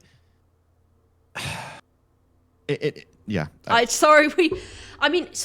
just become so top of mind. I suppose gaming chat, and we've gone to this, but it's so top of mind. It's a very raw subject. Like the chat's popping off. It's very close to the surface. Everyone knows what we're talking about here. It's very close to the surface for obvious issues. But yeah, I mean, my dad works in that line of work with mostly homeless people. No, a lot of addicts. And he says, like, and this is the thing, particularly in England, they say we haven't got enough homes. Okay, yeah, that in supply, yeah. But they're like, for the homeless, there's not enough. And he's like, there are enough homes for the homeless. The problem's the drugs. They don't want to come off them. And the money they get as well. Like, if you're an addict there, from what I understand, they clear probably what I did in my old job. Maybe a little bit less, but not far off it. So it is unfortunate. Like, it's not really incentivized for them to move off it. And of course, addiction is a terrible thing. Of course, I'm not disputing that. But I don't think the sort of over generosity and suicidal empathy helps. It doesn't. With that at all. I'm not saying it's not terrible. No, of course not. But no, it's funny. Sometimes, even normal empathy is not the answer. Like, and people can't understand it, or they'll hear me talk about it and think that I'm cold and this. No, I'm realistic. When you make decisions based off emotion, that's when things go very wrong. And that's also why, like, you want, like, I'll give you an example. A good medic, a good first responder is emotionally cold. They're making decisions based off the facts in front of them and what's going on and the reality that's in front of them. They cannot get emotional about, oh, this person in front of me is dying. Like, because they will start to make the wrong decisions. If they start to have empathy, they will make the wrong decisions. Yeah. You have to cognitively understand and separate when it's appropriate to have empathy and when you need to cut it all out and make decisions based on reality, the reality that's in front of you, no matter how hard that might be. And I'm so sick of, for the last 2.5 to 3 decades of everything has to be sunshine and rainbows and, all this, no, stop. Just fucking stop already. I'm sick of it. And we are now present day starting to see the side effects of that. And it's not good. It's not good. Right. And like here in America, right.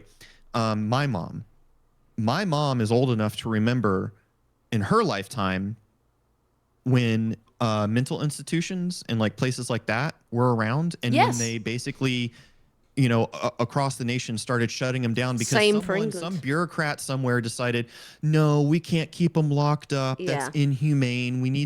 These are autonomous people and they need to be out and live. I'm sorry, what? I think it's far more humane to keep them clothed and fed and in a safe environment than let them being out on the street shooting themselves up with dirty needles, killing, raping, doing all these other things that are happening. These people who are so mentally fried, they don't even know what planet they're on. That's humane? No, it's not. And the thing is, we're seeing the side effects of that. We need to bring these places back. That was way more humane. They were clothed, they were fed, they were medicated if they needed to be, they were looked after, they were taken care of. And then at some point in time, we decided, no, that's not humane. Let them all out on the street. Fuck off. Yeah, it's funny because I think, now don't get me wrong, I think some institutions were like Victorians with the cushioned walls and they just locked them up, of course. But like, where I'm from, and Scots Queen says same here as Rosie says, in England, we had more hospitals, we had more community hospitals, we had mental hospitals. And then in the late 90s for us, bureaucratic cope, which bit? But they just shut them down in part of in the late 90s, and I did some research on it, and you can't really find it online. I had to go through the British newspaper archives, but where I'm from, we had a hospital in the city, and then they built one on the outskirts. Now jump to modern day, the hospital on the outskirts, they closed down the one in the city to move everything to the one on the outskirts, and now it can't cope, with the population growth, whatever. But I think, why did we shut down that one in the city? Why did we close this one down? Through the late 90s, we were closing them down left, right, and centre. And that I can't remember the last time England actually built a new hospital. I think maybe we built a new maternity wing like 10 years ago. But we seem to have better infrastructure back then. So many left to rot down here. Scott's Queen agrees. Really bad. And they all then fell under the hood, the thing of the NHS. God bless the NHS. We're not allowed to criticize it. You know, because we're not allowed to criticize it, you know, like my county, Cornwall, has one hospital that I talked about, maybe a small one in the very south, and it can't cope. You have people waiting over 10 hours to be seen in A&E. Didn't somebody I just saw, or maybe it was the same thing you were talking? No, I think it was something different. Where it was either in the UK or Canada that somebody's spouse died in the hospital. Like it was either UK or Canada. Like they were just left to wait in a hospital bed and just given Tylenol and ignored for like 8 hours and died in the hospital bed. I saw the video circulating on social media a couple days ago, or I think it was like right before Christmas. It was just so sad to see, you know, like like you said, what's going on with this stuff. And it's like, and now, and again, because the standards have been lowered so much, now we're getting doctors who themselves are dangerous because they're misdiagnosing. And it doesn't matter whether you're in America or a place with socialized healthcare. Like it's prominent and present in both environments where these doctors are misdiagnosing and killing people, or they just don't care and they're killing people. Like we're seeing it. It's happening. That's not made up. Like no one's ever held accountable. No, exactly. Yeah, they're not held accountable for it. No, absolutely not. So that's in so much of what we discussed. We've gone down that rabbit hole. A century of trash leadership. Exactly. Yeah. Yeah. No one's held accountable, you know. And in that case, I talked about with the baby, and they're like, well, you know, social services made the wrong decision. Right, who was it? What was their name? Why aren't they facing at least a disciplinary hearing? Why aren't we? I've been modded for saying rubbish. I allowed that comment. I don't know why I did that. But rubbish. Yeah, rubbish. It was like, no, you can't say that. Trash. You can't say that. But yeah, like no one's held accountable. Like this is crazy. Is that, oh my god, this discussion is still topical with the Cyberpunk B-roll. I know. I'm sorry, guys. I don't know how. Actually, yeah. You know what? That's a great point because Cyberpunk. And again, going back to the whole like how lore rich is, there's like a 1.5, 2 hour long YouTube video I saw like back in October, November. Somebody did about the lore of the food in Cyberpunk and how like like oh my god, it's like. And in a lot of ways, it's like this is a sci-fi video game. It's not supposed to be prophetic, but there's a lot of things that are happening current day in real life that contrast that. Do you know what though? I will say for Cyberpunk and Blade Runner, it wasn't dull. They did use bright colors. You know, they did use bright. Not colors, looking so bad. You know But- what? Not looking so bad. Scott's Queen is touching on a base topic. I don't know if we could go down that rabbit hole. It's a base topic. Yeah, we had unfortunately one of those go full. I can't go down that rabbit hole, but yeah, it otherwise I feel bad for people having to unless you want to be pushed towards one extremity. Why I said we ignore that hole. Yeah, I know. Such as I want to, I feel like we just drive gamers away. But anyway, yeah, Blade Runner. The funny thing was about Blade Runner and Cyberpunk is, you know, we've made all these technological advancements, and yet there are still these drug users out of their heads roaming the street. You're looking over your shoulder. You're like, who's watching me? I heard something in my, so I was trying to see what, I think it was my dog. Oh, fair, yeah. But yeah, I can't remember how we actually got onto those subjects. How did we get onto that? I feel like it was me. It spun out of Cyberpunk because I don't, but yeah, it happened. Oh, yeah. But man, yeah, it's, you know, I saw Juicy talking about earlier. He was talking about the epic crash outs and stuff. Honestly, we all have, because it's so close to the surface. Like, I'm so on the verge of just kind of being done with modern multiplayer gaming, and for so many reasons, but mostly because of skill gap compression that's happening. Um, almost every game now that comes out that's multiplayer, whether it's FPS or not, it's just has a heavily reduced skill gap, because we're in this whole age of, again, going back to what we were just coming off of what we were just talking about, that everything has to be for everyone. There's this really weird mentality that we have to make everything for everyone. Guess what? Not everything is for everyone. And you know what? As horrible as it might sound to some, not everything should be accessible to everyone. Sorry, that's not real. That's not reality. No. I'm so sick of things being watered down in the name of, oh, we want things to be more accessible to people, or trying to make everything for everyone. So instead of creating something that has a skill gap, they create something that's heavily compressed because everybody has to be on equal footing. And because this is one of the things that came up a couple of days ago when we were playing Battlefield, because that's what we've been playing mainly. When you die to a 1 KD player, it feels roughly the same as dying to somebody like us, or like one of the more top tier players. If the game had a skill gap, that would not be true. Like, it wouldn't feel the same. But it does, because there's almost no skill gap. And so when you die to somebody who's like barely able to figure out how to move the thumbstick on their controller, it feels the same as dying to a highly skilled player. And in games where that's not true, like Counter-Strike, for example, because that's still a game that has a big skill gap that's still relevant. I can't talk about Quake or Unreal because Unreal's dead. Quake isn't very relevant anymore.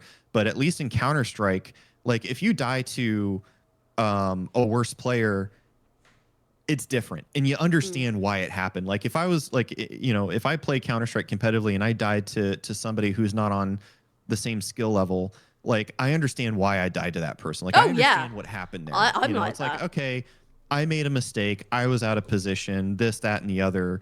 Like, it's very different than like if you die to somebody of equal or better skill where you're like, fuck, I just got outplayed. Like, you can identify why those things happen, versus all these modern games that compress the skill gap. You're like there's been so many times I'll say on stream when I'm playing Battlefield, I'm like, they had no right to win that gunfight. Like, because I understand in my head, like, I'm positioned well, they're not. I had an advantage, they didn't, and I still lost a gunfight. Like, again, because of a compressed skill gap. Yeah, Scott's if that game had a skill gap, I would have erased them. Scott's Queen said, I noticed that when playing Battlefield 6. Funny that, because that is exactly what Shvok is talking about. Is the main... Exactly. Yeah. So juicy. And she said, I've seen that in Battlefield 6. And I'm like, that's exactly what he's... I say alluding to, or that you are directly saying it without saying Battlefield. But yeah, and it's funny. She totally agrees with you. I'm gonna get it to give it a go, and we can have some casual gaming. But I'm interested. Unreal, rest in peace. Unreal Tournament 2004. What's the multiplayer like at the moment? You said it's still populated, still quite. You're scowling. Sorry, I was trying to get caught up on chat. My eyes are. I have it in a smaller window, so I was squinting to read it. Sorry, continue. I'm sorry. No, you were just like, I was like, what's the Unreal Tournament like? And you're like, what? No, I was squinting to read the text. That's all. I need to make it bigger, actually. Yeah. But yeah, Unreal Tournament 2004, is it still active then? There's like pockets of it. That are obviously community driven, and there's actually a project that I saw to like revitalize under the free BSD license, I think it was, or something. I think it's on GitHub or something. But there's actually a project, a very recent one that's ongoing, and I think it's either out or due out soon, Q1 of this year if it's not already out, to essentially bring Unreal Tournament 2004 back, like as a more relevant, like with servers, with like supported servers and all that stuff. So I know, and I saw that like a day or two before Christmas. I saw something about it, and I got to follow up on it. So all I know is that there's a project out there to do it. I don't know what the status of it is, but it does exist. But outside of that, yeah, if you have the game launcher from Good Old Games, there are still pockets of servers that are run independently. It's the exact same thing for Quake Live. Like if you know all the Quake Live servers, you know, independent, which is honestly, even when the games were relevant, that's the way it was, right? Yeah. There were no lobbies, there were no server browsers. If you wanted a server and one didn't exist that of what you wanted, you hosted one yourself. Like that's just what you did. So yeah, that's pretty much how it works, at least present day. Yeah.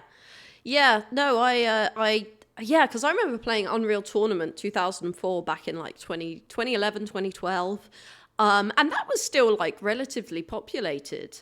Unreal Tournament 2003 though has a special place in my heart. I feel that got absolutely fucked by what happened. Like, I don't know. It was just like, okay, so like we're cutting support for that game and moving on to UT 2004. This is a good point, Ricky. I miss joining the same dedicated servers and eventually making friends with people. That's so true. I used to do that in Team Fortress 2, Half-Life. I miss that too. That's why I hate lobbies. It just takes the fun and camaraderie out of it. We recently discovered that amongst all the other broken things in Battlefield 6, the lobbies are broken. Because just yesterday, we had a 4-stack and we re-queued, but it didn't pull one of our players into the game with us. It left them sitting in the lobby on the main menu. Because I think it was Juicy was the, you know, like the party leader or whatever. And so he queues us and we load into the map, and all of a sudden in our Discord, one of the other guys that plays with us, Lex, he's like, "Did you guys re-queue?" And Juicy's like, "Yeah, we just loaded in." And Lex is like, "It didn't pull me in with you guys." So we had to leave and re-queue a second time because it didn't, like, we're all in the party together and it didn't pull them in. And then right after that, we were in the middle of a queue. So the queue started, the countdown or the counter was going to find us a game. And one of our other players that we were stacked with, Marbles, left while the queue was looking for a lobby, and it broke the queue. Like, so apparently Battlefield doesn't understand what to do if you're queued for a lobby and somebody leaves in the middle of that queue. Like, every other game has figured it out except Battlefield, apparently. Oh man, no. So many fucking issues. That's great. That shouldn't be the case for a major FPS. Jesus, I don't know what to say about that. And Scott's Queen said, "Yeah, it's broken. Happened to me being left behind so many times. You never leave a man behind, except in Battlefield 6. Yeah, basic functions don't function awards. Yeah, absolutely. But I'm excited. I'm gonna get it and, you know, slowly dip my toe and see how it is. It shouldn't be, but it's been like that since beta, though they never fixed it. Some of these problems have been more, honestly, if tomorrow the devs were like, you know what, we kind of messed up, here's the beta build of Battlefield 6, I would take that over what we have right now. 100%. Even with the lighting bug. Like, oh my God. See? Which they have finally kind of fixed. Like the lighting bug, it was a HDR lighting bug. But they did fix that. That's like the one like objective thing I can say that they took a step in the right direction, was fixing that lighting bug to where you don't get flashbanged when you walk outside from an indoor building, especially if it's dark. Overstimulated. But it's still kind of there. The adjustment period is still kind of there. It shouldn't exist at all.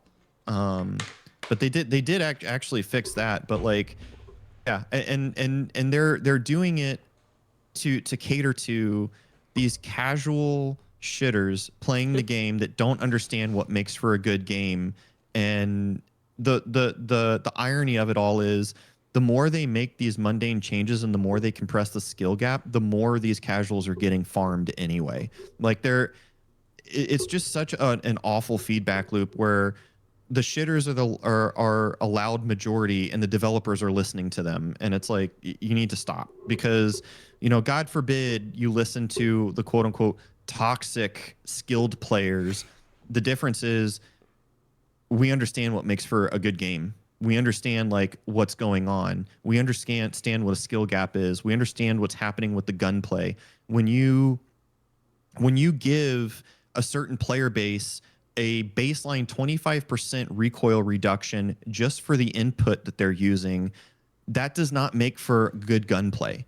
It just doesn't. When your version of balancing the gunplay is messing with the spread values, you don't know what you're doing. Like, just stop. Like, they have like 33 damage model weapons shouldn't exist in the game. It's a 3 to 4 BTK game in CQC scenarios. That's so fucking absurd. It's a 150 to 200 millisecond TTK average game. That's faster than most people can even perceive or react to something happening on their screen. Okay. And like, it's just insane. You die in 2 perceived bullets because it's so horribly balanced. But the devs continue to listen to these shitters that don't understand what they're talking about. It's incredible. Go play a milsim. If you want a milsim, go play a milsim. Battlefield is not a milsim. Go play a milsim. I'm sick of it, man. I'm just sick of it. Scott's I put Shvok crash out timer. I'm joking. Scott said, I know, it's like Scott's Queen said, yeah, but a lot of them are in there thinking they're hot shit. I love being called toxic and being targeted for being female in these games, and they aren't even hardcore players. They're the casual twats. Yeah. I don't talk to the specimens. Some of the most toxic players are actually the casuals. I'm not even kidding. I mean, and look, I can be kind of, I will admit, there are times where I can be a little toxic myself, but like, a little toxic. You want to talk about toxicity? The casual play, and specifically the Battlefield community. Man, they are a special fucking bunch, more so than PlanetSide 2 community ever was. Shvok's like, oh, I can be a little toxic. Flashback to a clip where he's like, you're a sub IQ. Fuck. No, but I'm serious. Like the average, like the battledads, like they are so out of touch and delusional.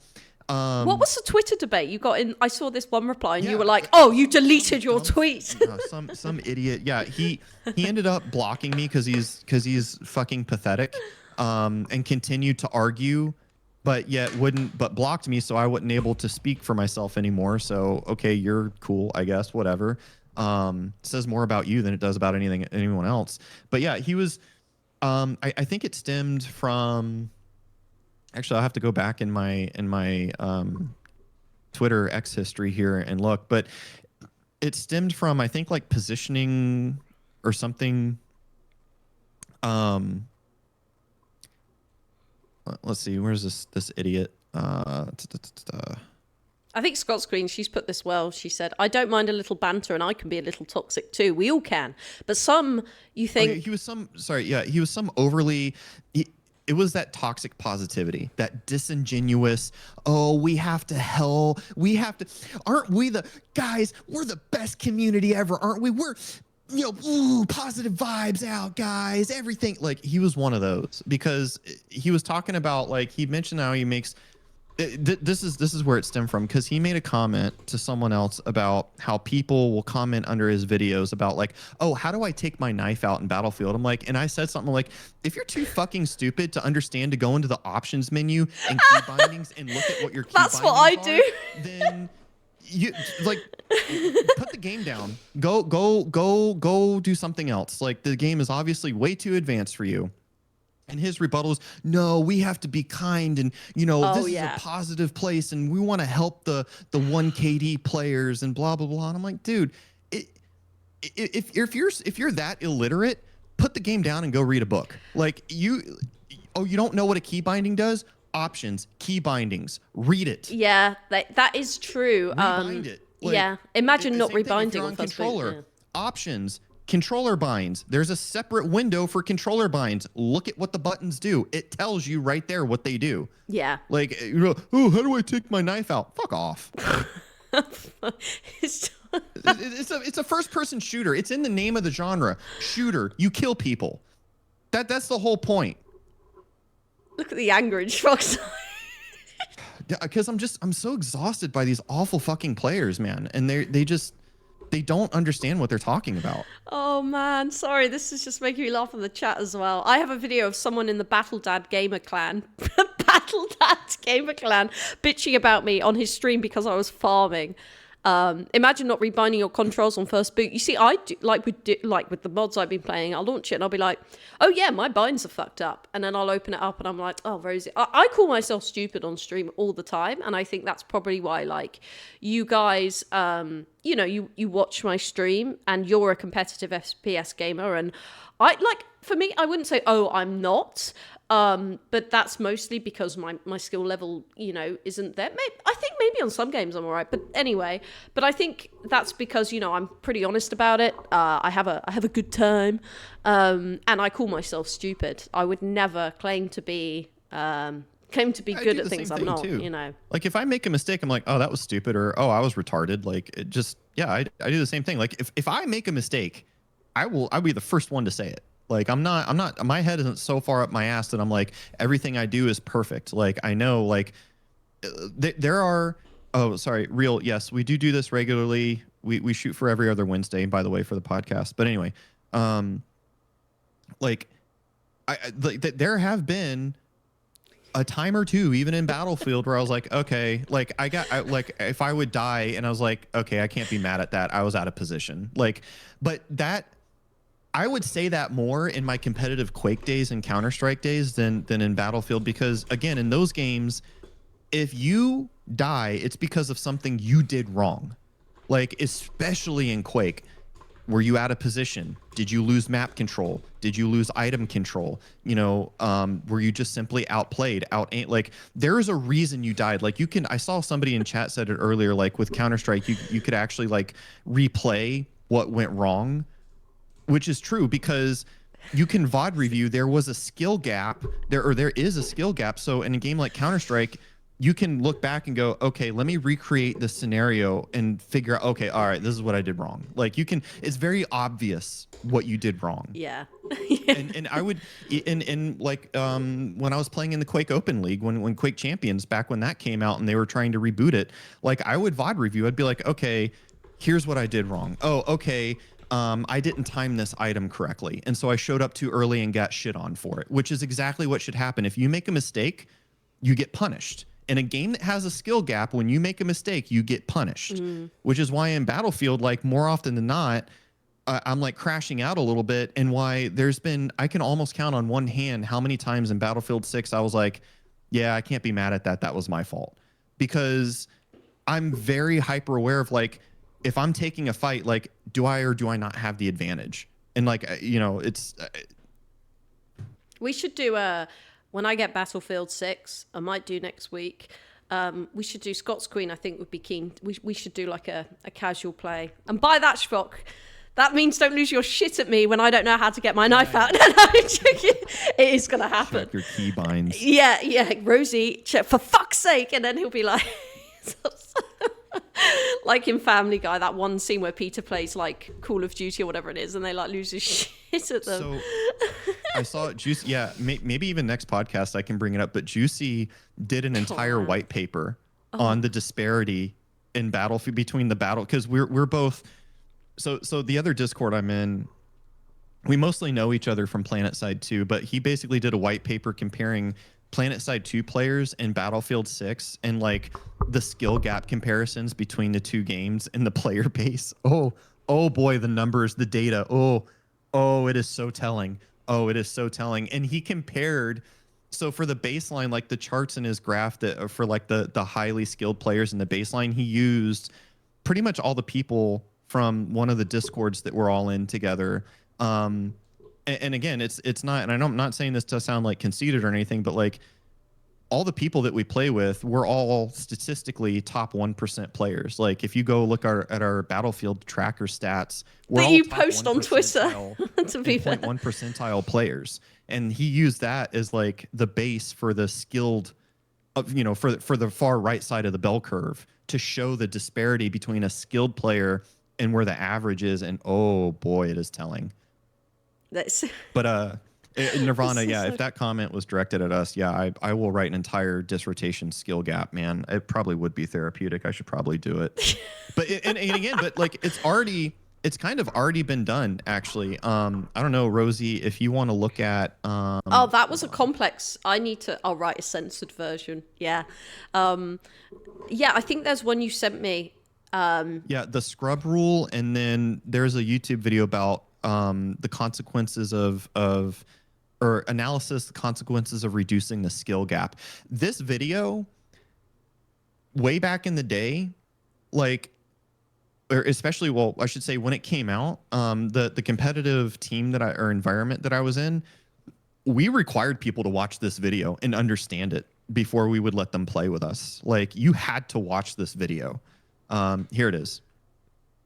And this is exactly what we're seeing playing out now. So if in case anybody's interested, that's the video. That was required watching to be able to play with us. Like, you had to watch and understand that video and understand the concepts that were being talked about. Sorry, I keep getting that meme from Mean Girls. You can't play with us. You can't say, sorry, that's not... You can't play with us. I am going to make a meme of that because I know you can laugh. So I was going to ask a question. I can't remember what it was. The whole clan of battledads. I've seen people online where I am sure there's a skill gap between them and, you know, breathing in and out in sequence. Yeah, a clan of battledads. Yeah, I didn't realize that they were so toxic. Excited to join the battledads when I become a father. Yeah. Honestly, and you know what? There are literal battledads. We play with one of them, but there's another one, a very prominent one that goes by the name of Baranox. He is a literal battledad and a top 0.1 percentile player in the game. Like, I mean, yeah, we kind of use Battle Dad in like a, you know, not great, you know, light, but like he is a literal, and we also have a guy that we play with. I mentioned him earlier, Marbles. He's a dad, and he is a really good. He's also a very good player. So Shvok's like in the Venn diagram, right in the middle. There can be fathers and base. It is possible. Like, yeah, it's meant to describe boomer shitters that pretend they're not capable of performing. They do tend to lose their. They are very sensitive to criticism, and that's why they're bad, and they will stay bad. Yeah, and that's where lobbying, like not lobbying. The lobbies, like I think that's why that's lobbying in Parliament about the battle dads. That's the other one I was looking for. Yeah, yeah, I find it kind of when you've got that system of matching, you know, that why not just go back to servers where casual players can be in one section. I want to be a battle dad, Christ, and you know the skilled players can have their. Just like things used to be. I don't know. Just like it used to be, where you had choice and a server list. But I go on about that every podcast. On a side note, and we can go back to this. Enders focus Baranox. You get those freaks in there that attack people in the chat. I want to see that. He's right. No, that does happen. He made a very good point. It's really interesting the contrast that exists there. Like, good players, we don't necessarily mind bad players or casuals. I don't have a problem with them. It's just there's a large majority of them that just hate people for just simply being good at the game and for no other reason. Yeah, sorry, yeah. No. Scott Screen says, I don't bitch about good players. I'd rather play with them and get better and learn from them. Yeah, exactly. Random Redditors showing up and calling good players names trash talking. Yeah, absolutely. I want to see. Yeah, I'd like to see this kind of culture. It would be quite a funny YouTube video, I think, piece of content, like the rise of the battle dad. You know, and it's like there's a civil war going on in Battlefield 6. I was working on an Occuplock video, but for reasons like I can't. It's I would need the permission, which I'm not going to get, and I think we discussed why. Oh, okay. Yeah. So yeah. But yeah, it would be quite an entertaining video. But I would like to see it in action, observe this cultural phenomenon. That's phenomenon, which is what I'll call it. But side note, Kyler Smiler, we had so much fun. I bought the night dive version of Doom, and it's got, you know, servers like a better browser, I guess, server browser, than using Xandorum or something, and he set up a room and we just had deathmatch. And don't get me wrong, like Doom deathmatch, there's a lag to it. It's super fast paced because it's Doom. But it was so fun. Like I had so much fun, and I was almost anxious playing because I was like, they know me for playing Doom, and I'm gonna be really shit. I wasn't a shit. I was a good middle of the bell curve. Co-op is very broken in it. Okay, fair play. We were just doing like, free for all deathmatch, but it was really good fun. And I thought, oh man, like, going in there, lighthearted, just having some fun. And there were very good players there, but I don't mind being absolutely true. I was happy to be average in that match. I thought I was going to be absolutely shit, but yeah, I do want to get Battlefield 6 and observe this phenomenon. I imagine it'll be quite entertaining. No, I mean, and Scott's Queen, by the way, has the correct mentality. Like, because people will hear my rants out of context and just be like, toxic competitive player. Like, no, I actually don't mind. Or like you even joke about it to yourself, Rosie. But yeah, like, I wouldn't mind playing with you because you have the correct mentality. Like, the difference between a casual and a shitter is a shitter does not understand. Like, they don't actually understand or know why that they're bad, and they have an ego about themselves, and they have no desire to understand what's going on or improve. Whereas a casual player, like kind of like Scott's Queen, it's like, yeah, I understand where I'm at, and I want to play with people who are better than me so that I myself can get better. I can watch what they're doing and incorporate that into my play. That is exactly the correct mentality to have, and that's where I started when I was like in middle school, with Quake and all those games. Is like, you played with people who would just shit all over you, but over time they kind of show you like, hey, this is why I'm beating you so badly, because you're mistiming items, or your map control is bad, or your positioning sucks. And then you can work on those things and get better. But yeah, you play, and even still myself, I love playing with people who are better than me because I will continue to improve.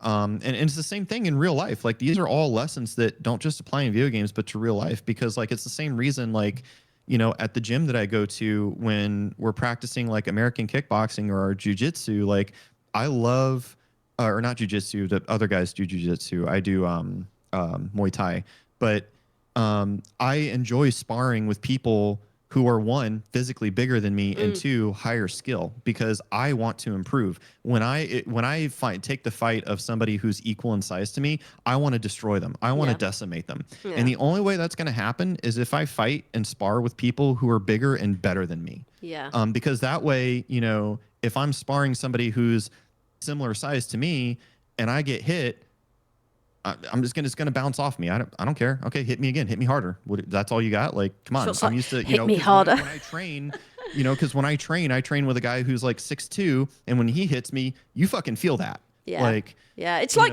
and if that's what I'm used to. Yeah, it's like me with circuit training. Like, I did it as a taster class. Like, I had a like a small bug and went back to the gym. I was like, right, I'm going to hit it hard, even though I hadn't eaten much, which was my first mistake. And then they were doing like a circuit class, like taster, so you could join in.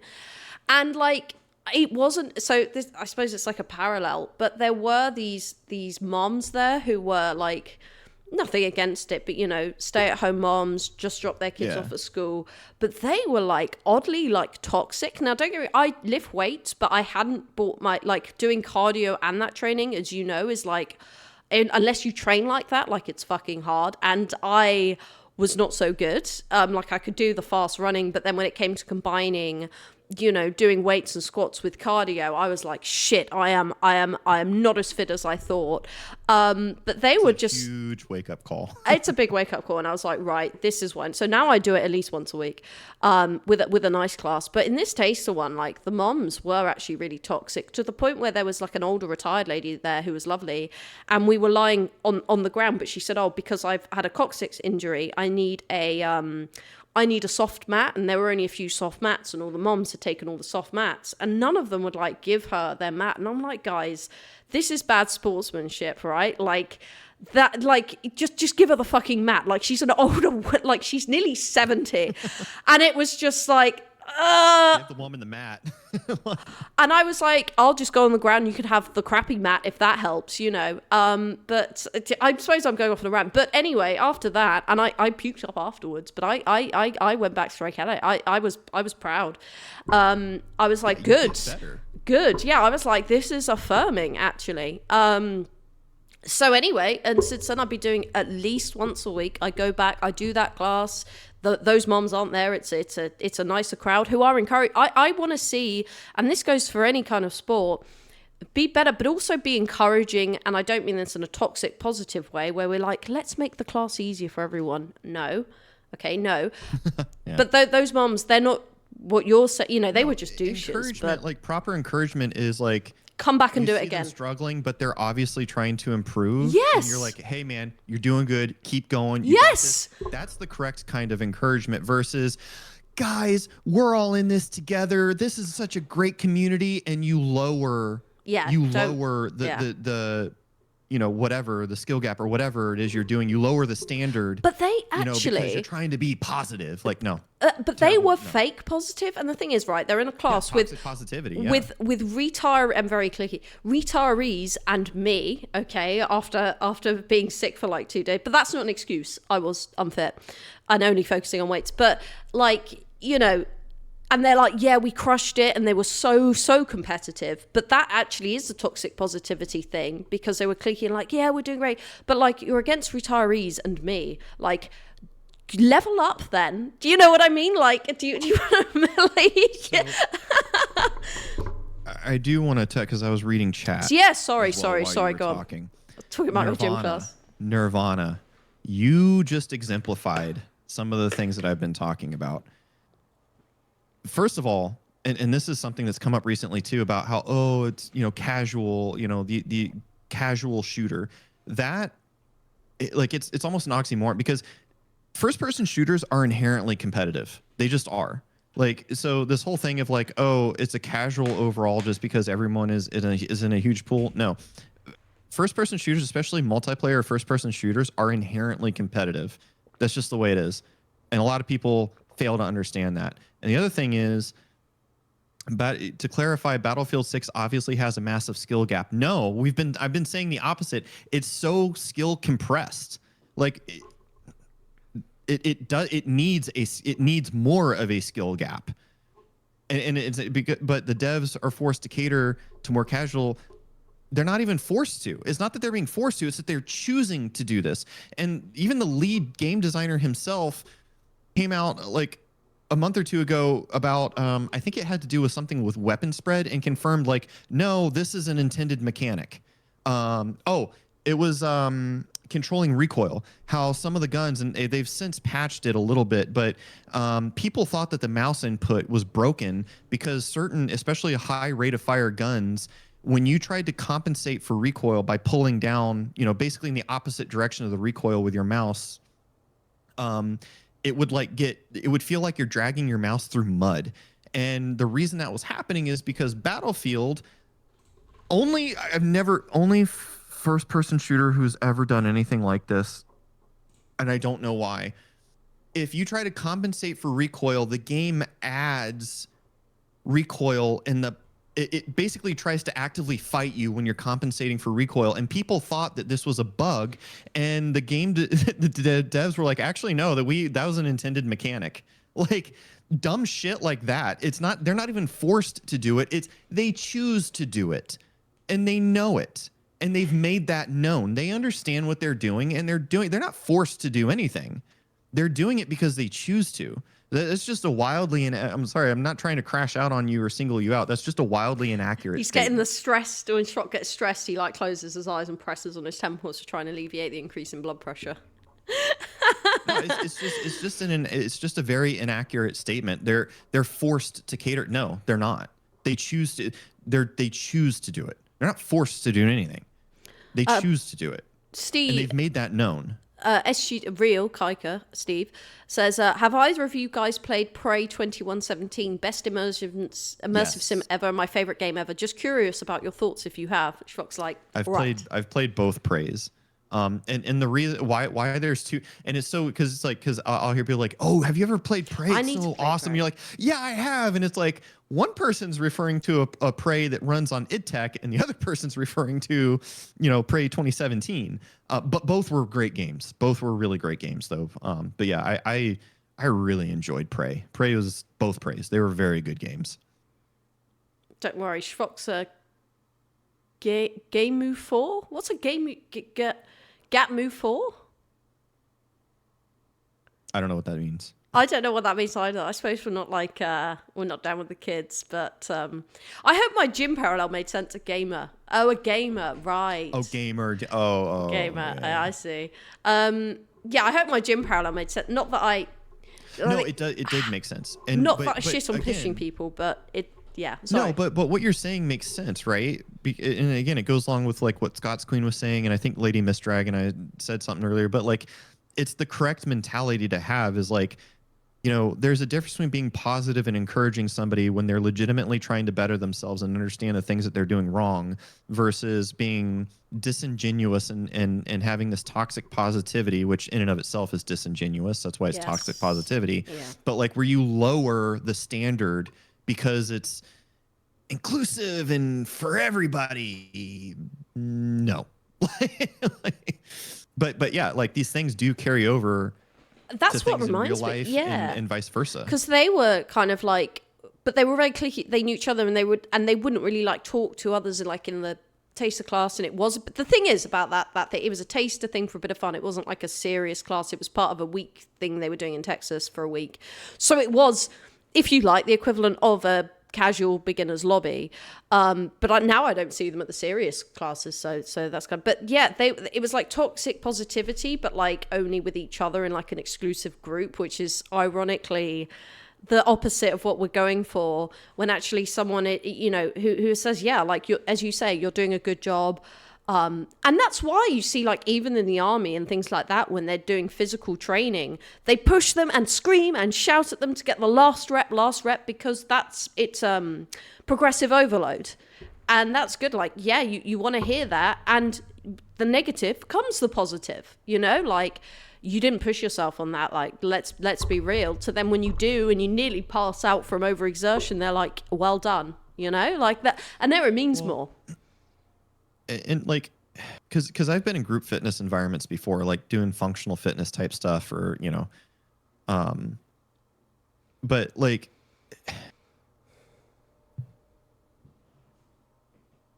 I'm sorry, my brain, I just went in like 5 different directions. But when you like, you have a choice, like you get out of something what you put into it. Yeah. And so like in those environments, like if there's a team workout, right? So if there's like a 2-person workout, and you see this one and like people get mad, it's like, oh, they're kind of sandbagging their workout or whatever. It's like, but ultimately the only people that's hurting is them. Because if you choose to half-ass your workout, that means you're not getting the full benefit of it. And the only person that's going to end up in the long run affecting and hurting is that person. Like, that's why I don't worry about it in that setting, because I'm like, they're hurting themselves. I don't care, and I'm still going to beat them. I'm still going to do better, even though I'm not sandbagging. Like, you're not going to get the full benefit. You're not going to get stronger. Or if you do, it's going to take a lot longer than somebody who's not sandbagging, But it's like you said, right? It's all about the mentality, and it's the same thing in gaming. Like, your mentality is going to dictate a lot, and what kind of player you are. So yeah, it is a mental thing, very much so. And there are a lot of people that just don't have the correct attitude. They just don't. No way to sugarcoat that. Shvok used to be a member of FaZe Clan. No, I'm joking. No, God, no. I still don't know or remember the differences or the different clans, and then because I was a kid, so I didn't really pick up on it. But I know like friends of friends who played Counter-Strike was, oh my god, like, so my dad even had friends at his old job when I was young. Now we're joining Optic now. Moons, you can go back and watch the VOD. We got spicy. Your battle dad. No, my dad wasn't a battle dad because so he worked in an office doing web development, and he had a friend who was a competitive FPS player.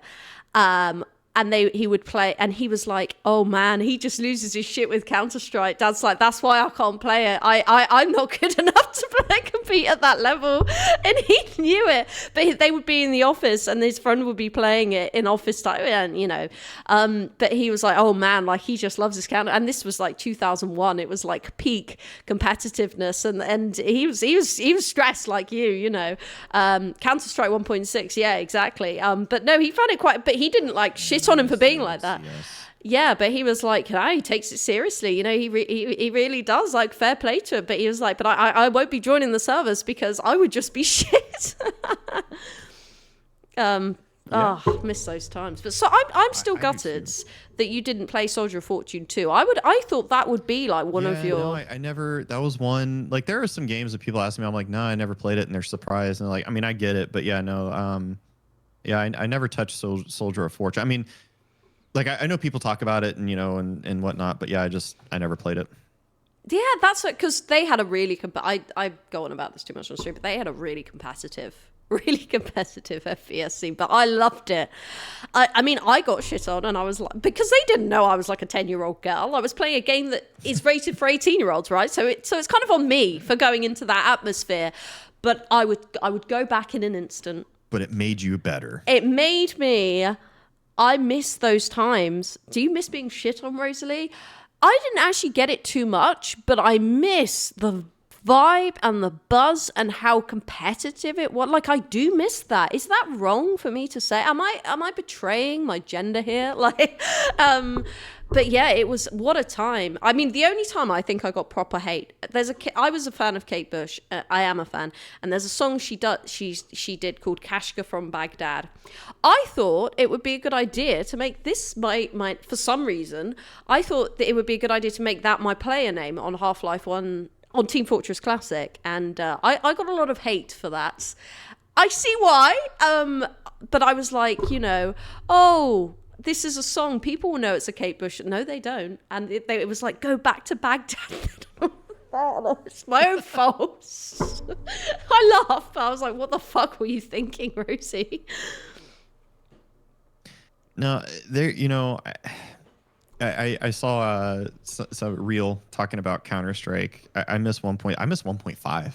I miss all the older Counter-Strikes. Like, yeah, Counter-Strike has still till today has a skill gap, but like 1.5, 1.6 had probably the biggest skill gaps of any iteration of Counter-Strike. Yes. Because like back then there was this mentality, I remember, because like if you played with like people who were like super casual, they would always bitch at you if you were an op or if you used the op. Oh, bro, you kill them in one shot, you hit them in the shoulder and they die. Blah, blah, blah. Yeah, if you were a good player, you knew how to deal with that. Like, I learned by playing competitively and with people, again, who are much better than myself, and taught me how to like juke an opper and then kill them.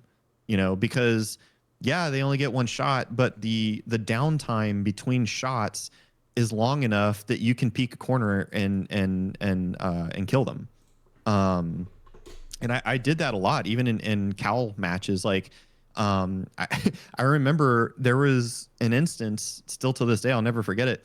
It was a 1v2 clutch scenario. Bomb was planted long A, dust 2. It was a Cal M match, I think, in 1.6. I think we were,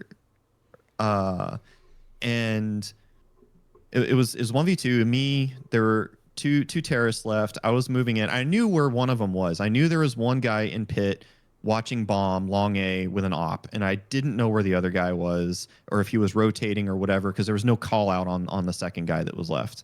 But I knew where the guy in pit was. And so like, okay, I know how to juke an opper. I've got one smoke and one flash. I'm not going to waste them on him because I don't know where that other player is. And if I need my smoke and flash so I can defuse and clutch, I need it to deal with this other guy because, again, don't know where he's at, and I need to save him for that.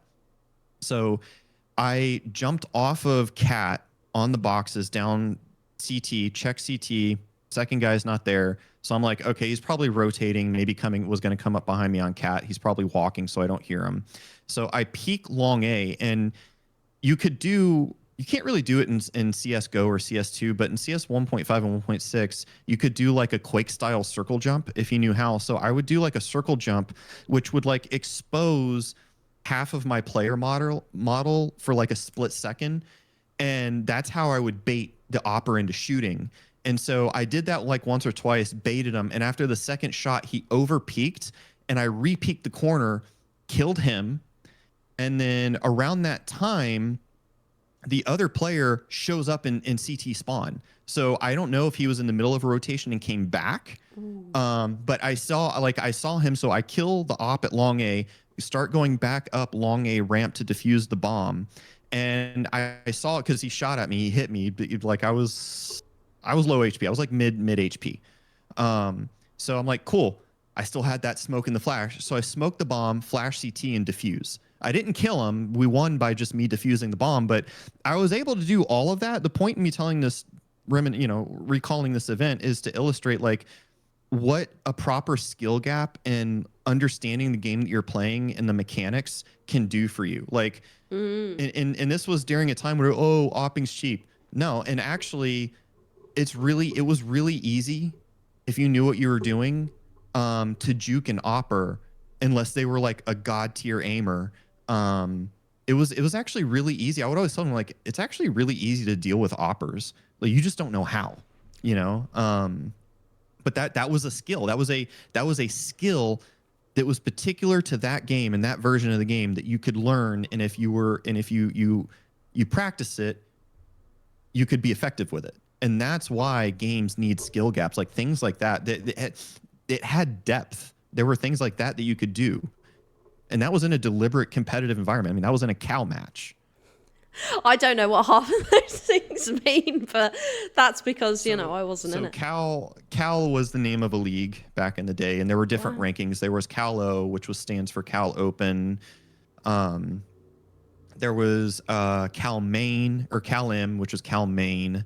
Then there was Cal IM, which was Cal Intermediate. And then you had Cal I and Cal P, that came later, which was like the pro team. So like back in the day, Team 3D, Complexity, a lot of the older teams that just don't exist anymore, SK Gaming, those were all like your Cal P teams. And then shortly after that, like around the time that the Orange Box came out, so Counter-Strike Source, there was another league called CEVO. And they only had 3 main divisions. They had CEVO O, which is open, CEVO I intermediate, and then CEVO P, which is CEVO Pro. But yeah, so Cal was just like the league that we were playing in, and M is the notation of like the level you were at. So I never made it in those Counter-Strike days. I never made it past Cal IM, like the main intermediate days. And in CEVO and Counter-Strike Source, I was playing with a team that were about to go CEVO P, and I quit playing right before. And like the very next season, they went CEVO P, and I was so pissed that I didn't continue playing with them, because I actually could have played with professional level teams if I'd kept going. And I don't even remember why I stopped. I think that was around the time that I was like starting college or whatever, and I was like, yeah. Because and of course back then nobody knew that esports would turn into what it is today. I know. So yeah, opportunity missed there a little bit. But I had like the heavily competitive Counter-Strike days. And then opping is just the name of a sniper rifle that's in Counter-Strike called AWP. And I think they actually reduced the damage models a little bit in CS2. But in CS 1.5 and 1.6, if you shot somebody in their big toe, even if they were 100 HP, 100 armor, they would die in one bullet. Like it was the one shot stop gun. Jeez. But it was a sniper rifle and it was bolt action. So every time you shot it, you had to cycle the round and then scope in again. And there were things like good players, it was common knowledge. Like you could do something called quick scoping, where if you had your knife and you're op on quick switch, where you shoot quick switch and you didn't have to go through the full scoping animation. What's no scoping then? where you just don't scope in at all. You just shoot. And so I remember the memes about that. well, yeah, because in Call of Duty, it was like the 360 no scope. That was that's Call it. Of Duty meme. That's it. 360 no scope was that the same came in from Halo. more like Call of Duty, specifically the original Modern Warfare. But you know, back in the day, you know, when we were still gaming on CRT monitors, like no scoping wasn't that big of a deal because everybody knew the trick. Because you were on a CRT marker, what you did is you got a dry erase expo marker, you scoped in, and you drew a little dot where the center of the reticle was. And then that way you could just go around no-scoping things all day long. And, you know, and if people were spectating you, they would think that you're some insane player. But no, you just... It's a CRT monitor. It's a glass tube monitor. You just take an expo marker, dry erase marker, you draw a little dot, and you have a permanent reticle on your screen. Oh Everybody my God. did it. That was like a known thing. Oh my God, that's crazy. Well, my ass is getting sore in this chair. I don't know about you, but you're pumped. You're not tired tonight. You're yapping. I had 2 cups of coffee today and I slept late, so I'm wired. I had a nap before this, and although I felt shit waking up, I was like, no, I need this. But yeah, we've done 2.5 hours, which is pretty good. Yeah. Oh God, I didn't even realize it's been Yeah. It's been 2 hours. Yeah, we can wrap it up here because we'll be back to our regular schedule of Wednesday, I feel bad. every other Wednesday night. It's been good. We've had a good yeah. Although Kaika says, do you remember the noob tube? What us good players used to call the auto shotty? Yeah, the noob tube. I remember. I'm tempted to go back on my PC game now because I napped. I thought you did Scott Screen because it's super late where you are, so you've definitely napped. Yeah, this has been good. Like I'm always like super tired before, and then we get going, and I'm like, this is why we stick to a schedule. So yeah, we try and do that we try and do this every 2 weeks on a Wednesday. Although obviously it was New Year's Eve last night, so we couldn't. But Nirvana's talking about Halo. Oh, never mind. I thought the noob tube in Counter Strike was the auto shotgun. No, it was SGD, who I call Kaika, Steve, real. He mentioned the noob tube. The players who used a disposable bazooka. I thought you were talking about Counter Strike. Yeah. So what is your usual official start time? Well, so I'm Central Time, and we start at 6:30. For me, Shvok is Eastern, yeah. So it's 7:30 my time. Yeah, in the evening. So I don't know what time it is in Australia, but I'm guessing it's not. One Man Army on YouTube, end up Modern Warfare 2. But this has been good. We've had good rapport. I know we touched on some spicy subjects, but that's part of the rich tapestry of a player base. That's what we do here. That's what we do. Battle dads and politics, and well, not so much. So. But, you know. To be clear, because we did it this week, so next week there will be no podcast, but the following Wednesday. So the just for everybody who's watching, or if you want to send this to other people or tune in next time. So the 14th will be the next based podcast. Next week, Wednesday is the 7th, so we'll be back on the 14th. Yes, the 14th, yeah, and then maybe by the next one I'll have some big news. After that one, we'll see. Profoundly spicy, yeah. But it's been great fun. We've had a lot of great chat engagement. Great chat. No, I like this. I like it. I like it when you can talk about what are otherwise considered sensitive or taboo things, and people stick around and talk. Like, because that's the whole point, is like establishing some form of rapport, and like, you know, not this whole like, oh, I'm so triggered. I was AFK for a while. Hey, Nirvana, no worries, bye. Nirvana says, excited to be your first guest caller. That would be spicy. That would be spicy. I can see it now, but, you know, if you guys are up for a debate on air, I know you're there for it. Bring it. Black Mesa speedrun got Shvok bad earlier. Yes, I heard about this. I was napping, but I heard about this. He messaged. He was like, I'm ready to go. Yeah. But yeah, we got some new followers as well. You know, I think people just had us on in the background listening, and the thing is, like, we would love to do it more often, but it's like one of those things, real life tiredness, shit you got to do get in the way, and you know, so that's why we're kind of like every fortnight, so that we commit to that. And yeah, I'll put the schedule on my profile actually, and I need to do one for this week, and yeah. Fun fact. The next time we meet, I'll be 36 years old. That's prime battle dad era. Yeah, it is. It is, and I'm still shitting on people. That you know what? That'll be on your gravestone. Podcast, but there are a lot of like gamers who are like highly competitive or pro level that are now in their 30s and 40s that are still shitting on, these kids with quote unquote fast reaction times. But I'll save that for next time. That's a whole nother can of worms. But yeah, no, I'm getting older, but I'm still whipping these people. Nirvana said, still shitting on people might be confusing as an epitaph. Yeah, I appreciate the birthday wishes from everybody. All right, cool. Well, I'm 1 second. I think my stream might go a bit. Is anyone live who you recommend raiding into, or? Let me look.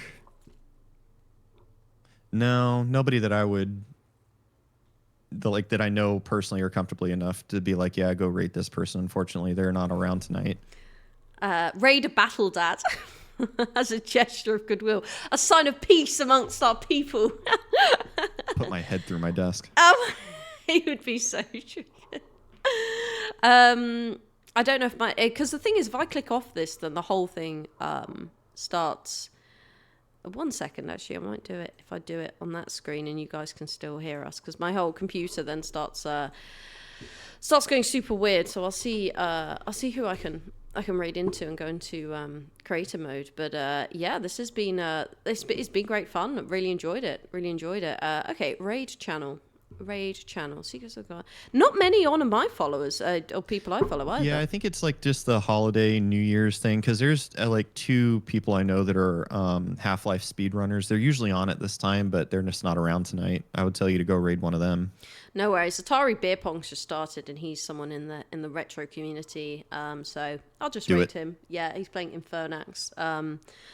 So yeah, well, thank you everyone for joining.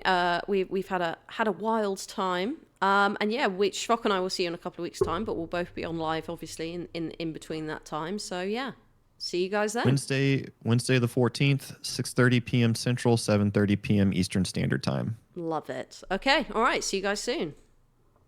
Bye. Bye.